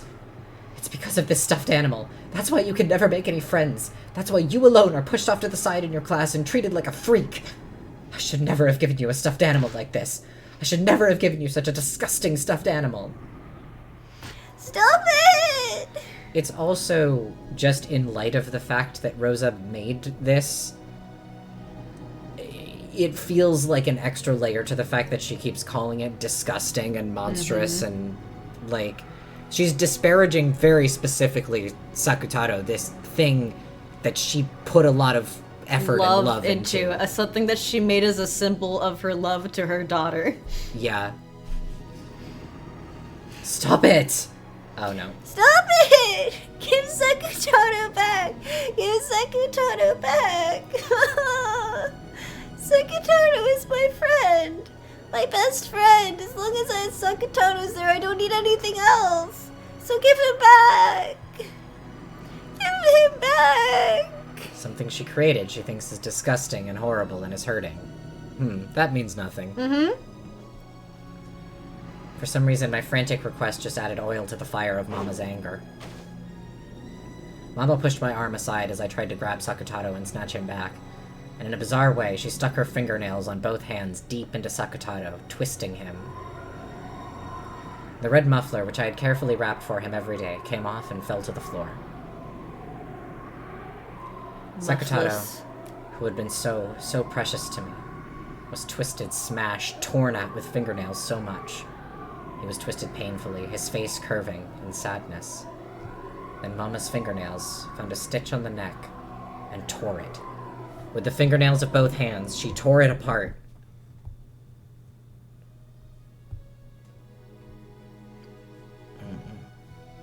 In that instant, Sakutaro's yellow cloth and the cotton inside burst apart.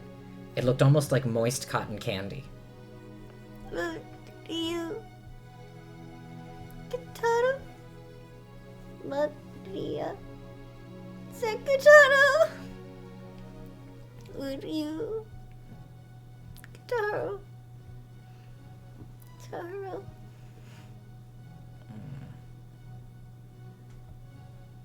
The crumpled yellow cloth and the cotton candy flowing out were thrust right in front of my eyes.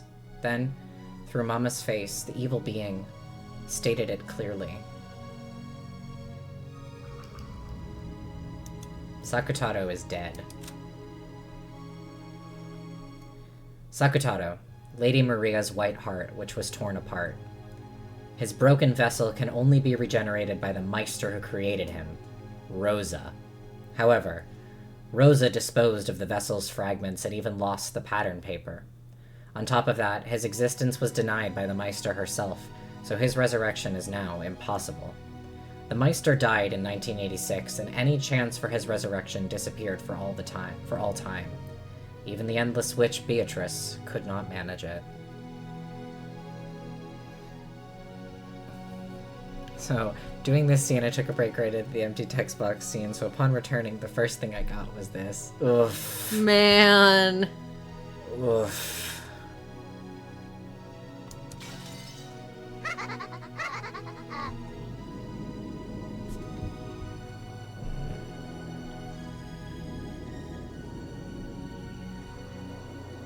Crying noises, basically. It's gibberish while crying, Yeah. I believe, is the... Sakutaro. Sakutaro. Maria. Oh, wow. Hi, Beatrice. Beato. Maria. Do not cry. Beatrice. Beatrice.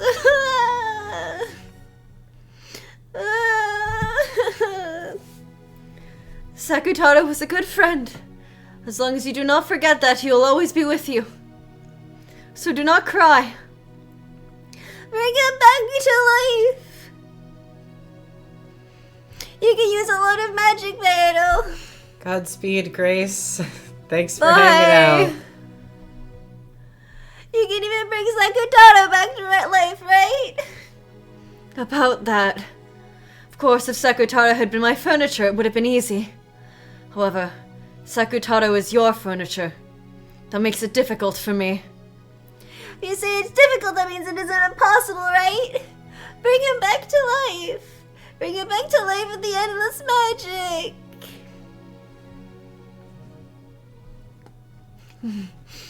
To tell the truth, Sakutaro's vessel was a stuffed animal made by Rosa herself, correct?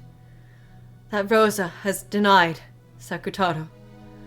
A life that is not permitted by its own mother cannot exist. Beatrice's words were feeble, because she...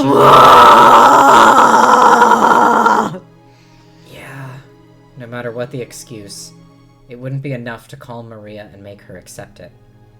But she had to communicate the painful truth to her disciple and close friend. She had to tell her the fact that even with all of her own power, even she could not revive Sakutaro. As long as you continue to strongly believe in Sakutaro's existence, that soul will not disappear. So Maria, please do not be sad. Even now, look. I believe Sakutaro is smiling right over there. No! No, no, no, no, no! You have to bring Sakataro back to life! No, no, no! Give it up. There is no magic to revive Sakutaro. Despite that, you must strongly believe that Sakutaro will continue to exist as your close friend. That power will become magic. That's not magic! That's not magic! You have to bring Sakataro back to life! You can't do it because Mama made him yourself! Why did Mama make Sakutaro? It was to give him to me as a present, right? It was to make him my friend, right? So why did Mama make herself and break it herself? Why did Mama give birth to it by herself and then try to break it herself? I don't understand. I don't understand.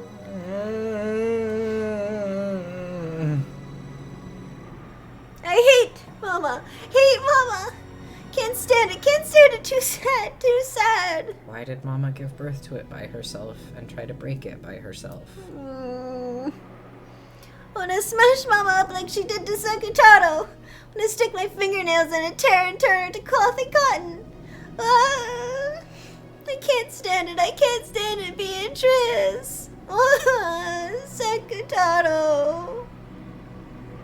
From the darkness behind Maria's back, two massive jet-black arms crept out, twisting around Maria as she sobbed in anger. Then, massive fingernails stuck into Maria's chest and stomach. Maria could not see that, but Beato could. Anger and sadness without any place to go will tear you apart. Beato knew that. She could see that. Yes. In the end, those massive arms were Maria's own. Those fingernails slowly started to eat into her chest and stomach. With their immense size and strength, those arms could probably tear Maria into bits easily. But Maria herself couldn't notice. Drowning in a sea of her own tears, she couldn't notice that her own arms were trying to tear apart her own chest. I can't stand it. I can't stand it. Sakutaro can't be brought to life no matter what. I want revenge. I want to make Mama meet the same end. I want her to meet the same end as Sakutaro. Beatrice, teach me magic for that. Teach me magic to beat Mama. Is that truly how you feel? Kill Mama. I'll kill her. No, that isn't Mama. It's the bad witch possessing Mama. I'll kill the witch Mama. Ooh. Very well. I shall give you that power. For tearing you and your beautiful heart apart. For giving you that pain, it is fitting your heartless mother be torn apart considerably. I shall teach it to you. I shall teach you of the abyss in the world of witches, of the depths where no light reaches. Sakutaro. Sakutaro. I hate everyone. I hate Mama too. And Jay too. I hate everyone. Everyone.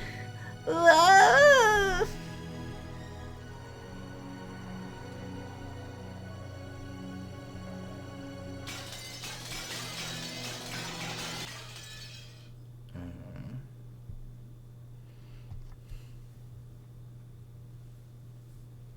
Well, the game timed it well. Yeah. 1998! Yippee! Do we want to end there, or do we want to end on a slightly less depressing scene? That... I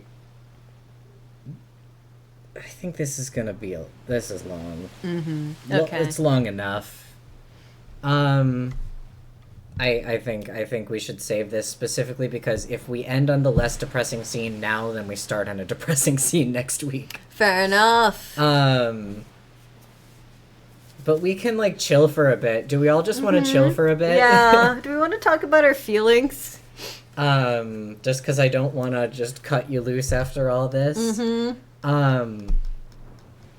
Hi everyone.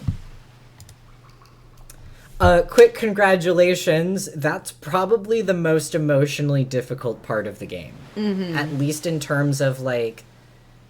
There's only one other scene I can think of that made me as upset as this scene did, and it's a much shorter scene. So, and that's that's way a ways off.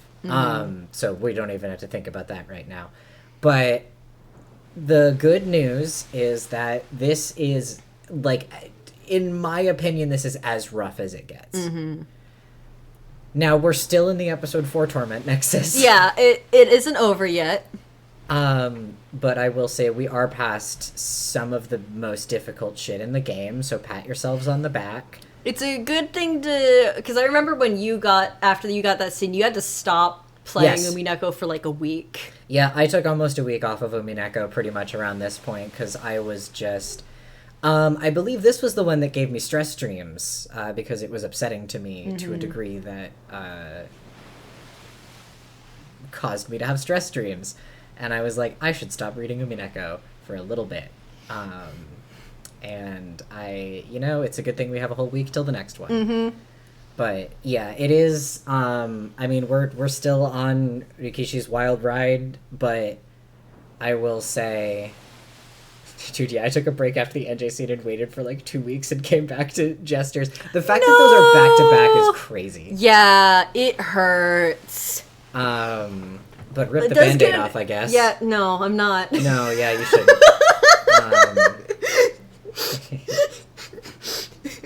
I just put it on. But yeah, I am just gonna level with you. Like, episode 4 is still tough, but I would say this is the worst that it's going to be is now behind us. So, congratulations, everybody. This was episode 4 really is the epic highs and lows, I think. Yeah. And I didn't expect that we were going to get here tonight, and I would have opened up the stream differently than I did, probably, if I knew that this was what we were going to get to. Yeah, tonight. I did not. I thought But- it was going to be. I thought that was a while next away. week sort Yeah. of thing. We knew we were gonna get the Lambda scene, and so we were hyped up for that, and then we Yeah. didn't realize that immediately following that. Yeah, episode 4, because it bounces around so much, it's one of the most difficult ones for me to, like, remember what happens in what order, because it's very non-linear, and it's very, like... the scenes, there is, like, some sense of progression from scene to scene. Like, the flashbacks make sense logically where they are, but... yeah, it's very, it's... Thank you, Sissel, it's for hard to keep lightening the track of. mood by cutting my face open. Anytime. And I'll do it again. I know you will. But yeah, it's at least voice acting is fun. Mm-hmm. A part of me was, like, despite how rough it is, a part of me was looking forward to the scene where NJ denies all the stakes, just because Mammon's a great character in that I scene. love Mammon. And for as much as I was in Torment, it's also fun to get to play, like, It high also emotions. and gives so, you more yeah. context about the function of furniture. Yeah, we got kind of some interesting, like, things in that scene where, they talk about how furniture can't do something that the wielder doesn't do themselves, basically. So, you can't command the stakes to kill without yourself doing the killing. The in furniture some- is a tool. Yep. You can't tell a knife to stab someone. You have to wield it. You have to pick it up yourself, yeah. Which is kind of interesting. Episode Furniture 4 doesn't kill people. These people kill people. Exactly. Yeah, no, and I think, like, episode 4 in general does a lot with, like, kind of explaining pretty openly the nature of magic at this point and what some of the, like, rules surrounding it are. I mean, like, the stakes being functionally NJ's, like, imaginary friends is something that's... Her coolosies. Yeah, well, she stole Her them, adopts. but- Yeah, her adopts. Yeah. Beatrice was like, I'm no longer using these OCs, so I'm putting them up for adopts, and Angie took all of them. Yeah.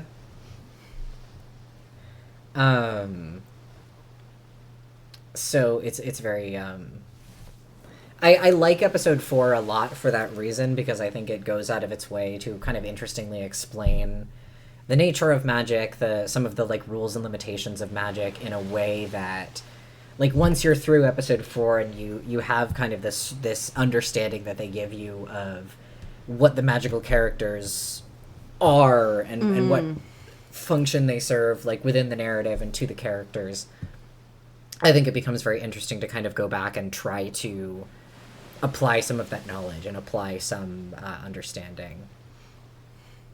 I think it's very interesting. Despite it all, I think when I first read Umineko, episode 4 was probably my least favorite of the question arcs, because it does kind of run long in places, but also just it's a hard episode, and when it's not being a hard episode, you're sort of with Anjay, who is Going through it. she's going through it, and it's hard to watch her be the way that she is sometimes. I love her to bits, but she is a deeply frustrating character. In a very intentional and very good way. It's just that you want so desperately for her to grow and learn, and she's so fucking stubborn. And she's a very good character for that reason, and I love that Rikishi sticks to his guns and how fucking shitty and stubborn she is, because it would be so easy to make her more likable, to try and, like, you know, have her garner sympathy, but Rikishi is fundamentally uninterested in taking the easy road with his characters and how he writes them. You know, he, at least, you know, in Umineko, he does not want to ever make it easy for you to form an opinion on these characters. They are relentlessly complex. And, I mean, Rosa's, I think, a poster phenomenal child example. Yeah. Because who is going to take responsibility for her wounds? It is a fucking awful thing that she says in that moment, but is she wrong? And it sucks to admit that. But if she has to take responsibility for... No one took responsibility for the pain that they inflicted on her growing up, so she's like, why do I have to take responsibility for the pain I inflict on others, basically? Yeah.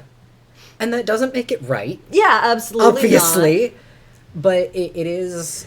Rosa is a character who poses a lot of very difficult and frustrating questions, because we live in a world that creates a lot of Rosas and is not equipped to do anything about that.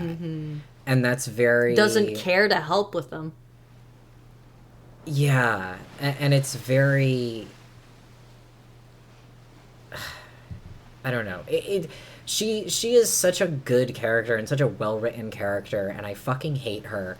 And I don't know. A lot of, like, the more developed, like, Rosa gets, the more you have to kind of grapple with the fact that, like, at the risk of sounding like, you know, I don't know, at the risk of sounding like an uwu Instagram mental health post, her feelings are entirely valid and justifiable, but her actions are not. But, like, the feelings that a lot of that stems from are, like, she's not doing this because she's, like, an ontologically evil person. Rosa was created in many ways. And it's very... she's just such a hard character. She's ruined me for, like, every other character that even tries to do, like, the sympathetic shitty parent thing, because it's just, like... You're not Rosa.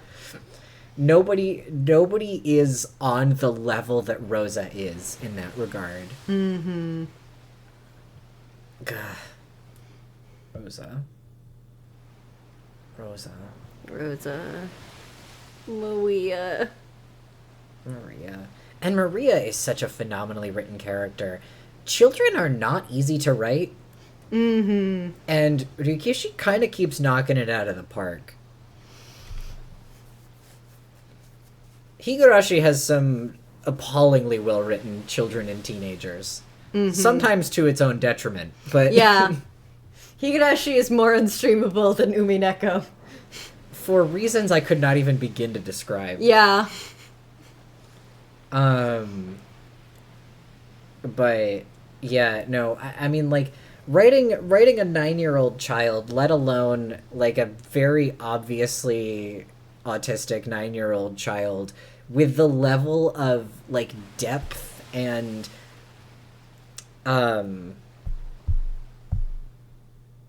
interiority that she has. Like, Maria she's 9, but she's like a whole complete person with thoughts and like a logic with which she processes the world. A lot of the world doesn't make sense to her, but you spend enough time in her perspective that you understand why things don't make any sense to her.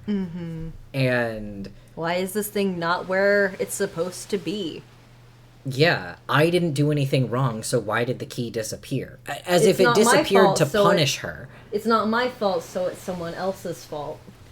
Yeah, it's very... She's just so... Yeah, Maria is such a complicated character, and then you add in the fact that, like, we're getting all these scenes of Maria that are, like, Angie's projections of her idea of how she remembers Maria, which is, of course, complicated by the fact that they had such a strained relationship towards the end. And, like... There's so many layers. It's so... Umineko's really good, and I hate it. Yeah. Umineko sucks. 9, why did you tell me to read this? Why would you recommend this to me? Because we hate you. Yeah. That's true. Why would I recommend this to other people? I had to inflict the pain onto someone else. That's Hot the potato. curse. That's the curse. We're no better than witches. Actually, it's because I hate everyone in the stream personally. Yeah, I can't stand any of you people.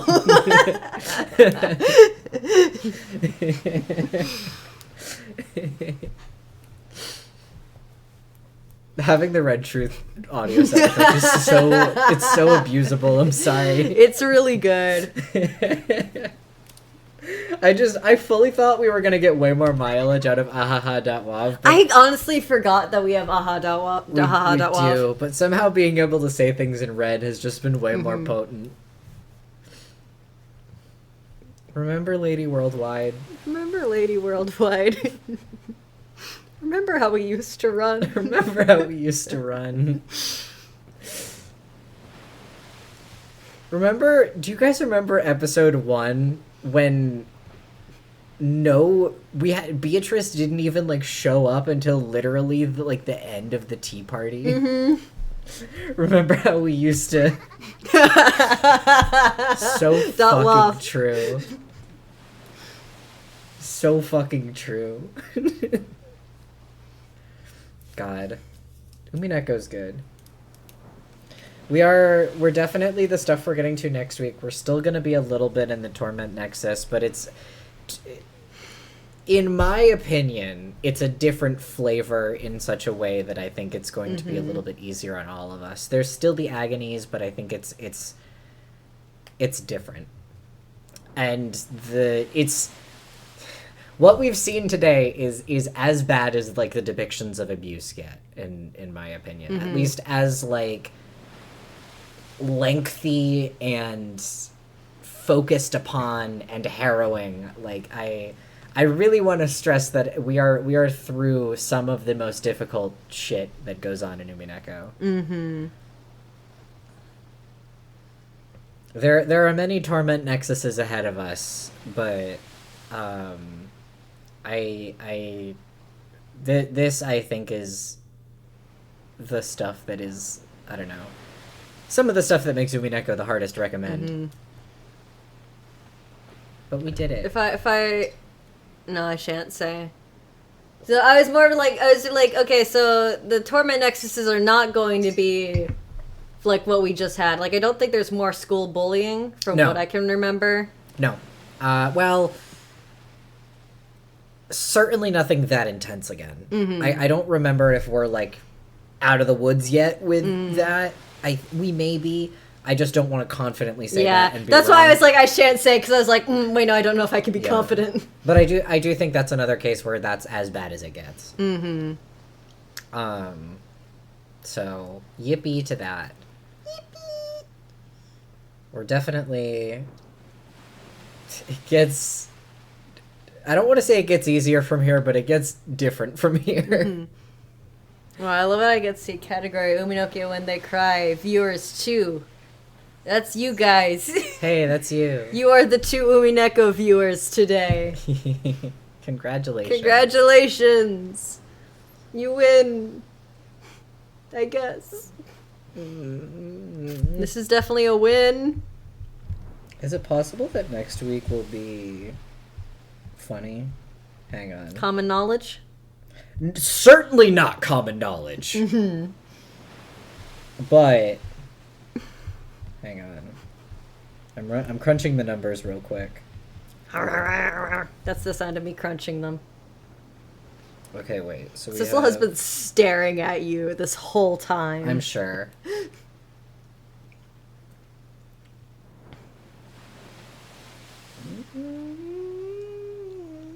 Okay. Yeah. Oh, that's the order that things happen in. Okay. Yeah. We are definitely going to. There will be fun next week. I can promise you that at least something fun will happen next week. If it will ease your pain, I make the promise of fun. I make the promise that something good will happen. I can say with certainty. A miracle. A miracle. The miracle is one fun scene. Yay! A crumb of enjoyment. And episode 4 kind of gets like I don't want to say it progressively gets more fun because that's a little bit of a lie. But the ratio of fun to torment does. Cecil is trying to eat the doorknob. What is your problem? It's because he's so hungry and starving. It's just like, is he trying to figure out how to open doors like a person? Well, Cecil, it's not like that. I can tell you that much. I don't have fucking opposable thumbs. What else am I supposed to do? Not my problem. Grow some. I hate you. I know. He's playing the Is It an Object or Is It Chocolate game show. Of course. Of course. God, I just saw that gif in my mind. Yeah, same! I can see it perfectly. Mm-hmm.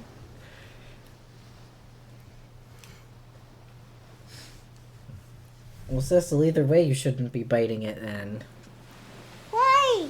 Chocolate is great. I want to have it sometime. Magic. Whoosh. You used magic to project it into my brain. Yep. That's what magic is. Bonk. Guys, remember when Sakutaro butted his head into Anjay? And they're like, we're in friends. an affectionate gesture? Remember Shiritori? Remember Shiritori? God. There is none. Well. Lock in. Get it twisted. Get it twisted. You mean nothing to Beatrice if she even exists. You are a pawn in the universe chess game. Remember when he shows up for the first time and he looks like that and they do the stupidest fucking animation to the JPEG of the lion doll? Yeah! They fucking like and warp it and then he's there. Remember how he used to bloop? Remember how he used to bloop? I need to go look at that gif that's like every fight scene in Umineko looks like this again. To feel joy. Yeah. PowerPoint affects you into existence. There was something indescribable about. There was a time when I was still like in the middle of my theorizing that I wanted to have all the tips for all the question arcs sort of like on lock so that I could pull them up whenever. And in order to accomplish that, I had to... So you can, like, force unlock episodes, and when you do that, it will, like, unlock all the tips and stuff for the previous episodes. But episode 4, I had to play through before it would give me, like, the post-episode tips and everything to look at. And so I had to play episode 4 on fast forward, which took, like, I don't know, 10 to 15 minutes, probably. And played... All of episode 4? 10 to 15 minutes? There's a fast forward button. Yeah, I'm just like, damn, that's really fast. I'm just thinking about how fucking slow the fast forward is in Zero Escape games. Yeah, it's faster. It's more of like a VLR all skip kind of thing.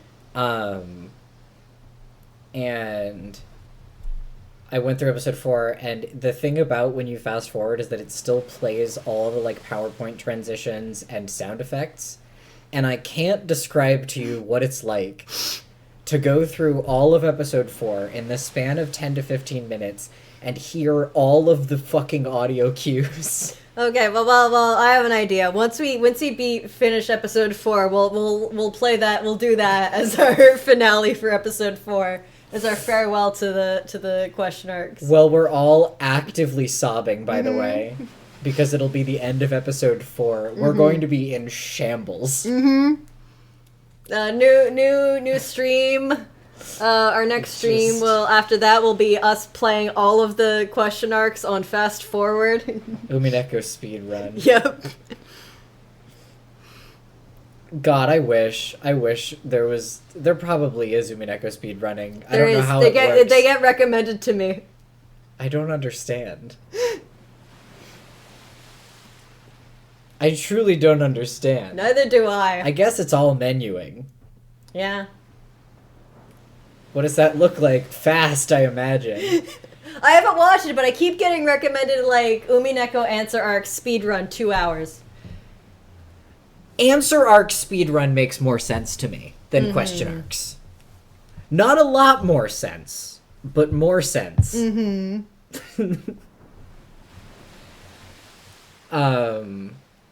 God.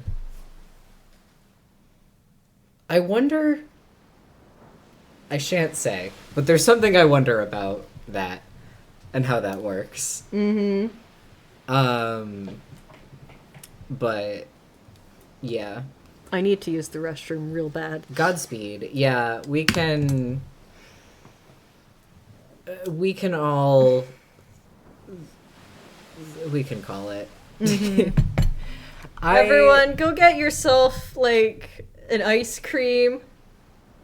I have a good Umineko speedrun video also, actually. Please send it. Why don't the three of us have a group chat yet? Yeah, what the fuck? We should gotta have a hop group on. chat. First of all, it's gonna make it easier to share when I'm going insane over people's theories, but we just should. Yeah. Anyway, thank you all for sticking out this extremely rough portion of the game. Genuinely appreciate having y'all here for it. It makes going through it a lot easier. Genuinely, yeah, having people around, occasionally cracking jokes where we have the strength to. I so genuinely appreciate y'all staying invested, having a good time, hanging out with us whenever you can. And yeah, I love you. look forward to next week because we're going to get to some fun stuff next week that I've honestly been looking forward to for a while. So, you know, we have that going for us. But yeah, until then, please take care of yourselves. I'm going to be like awake for a while longer just because I do not like to go to bed stressed. So, you know, feel free to hit me up if you just want to like I'll also continue be around. decompressing. But yeah, until next time, have a good one, guys, and see you again. Bye.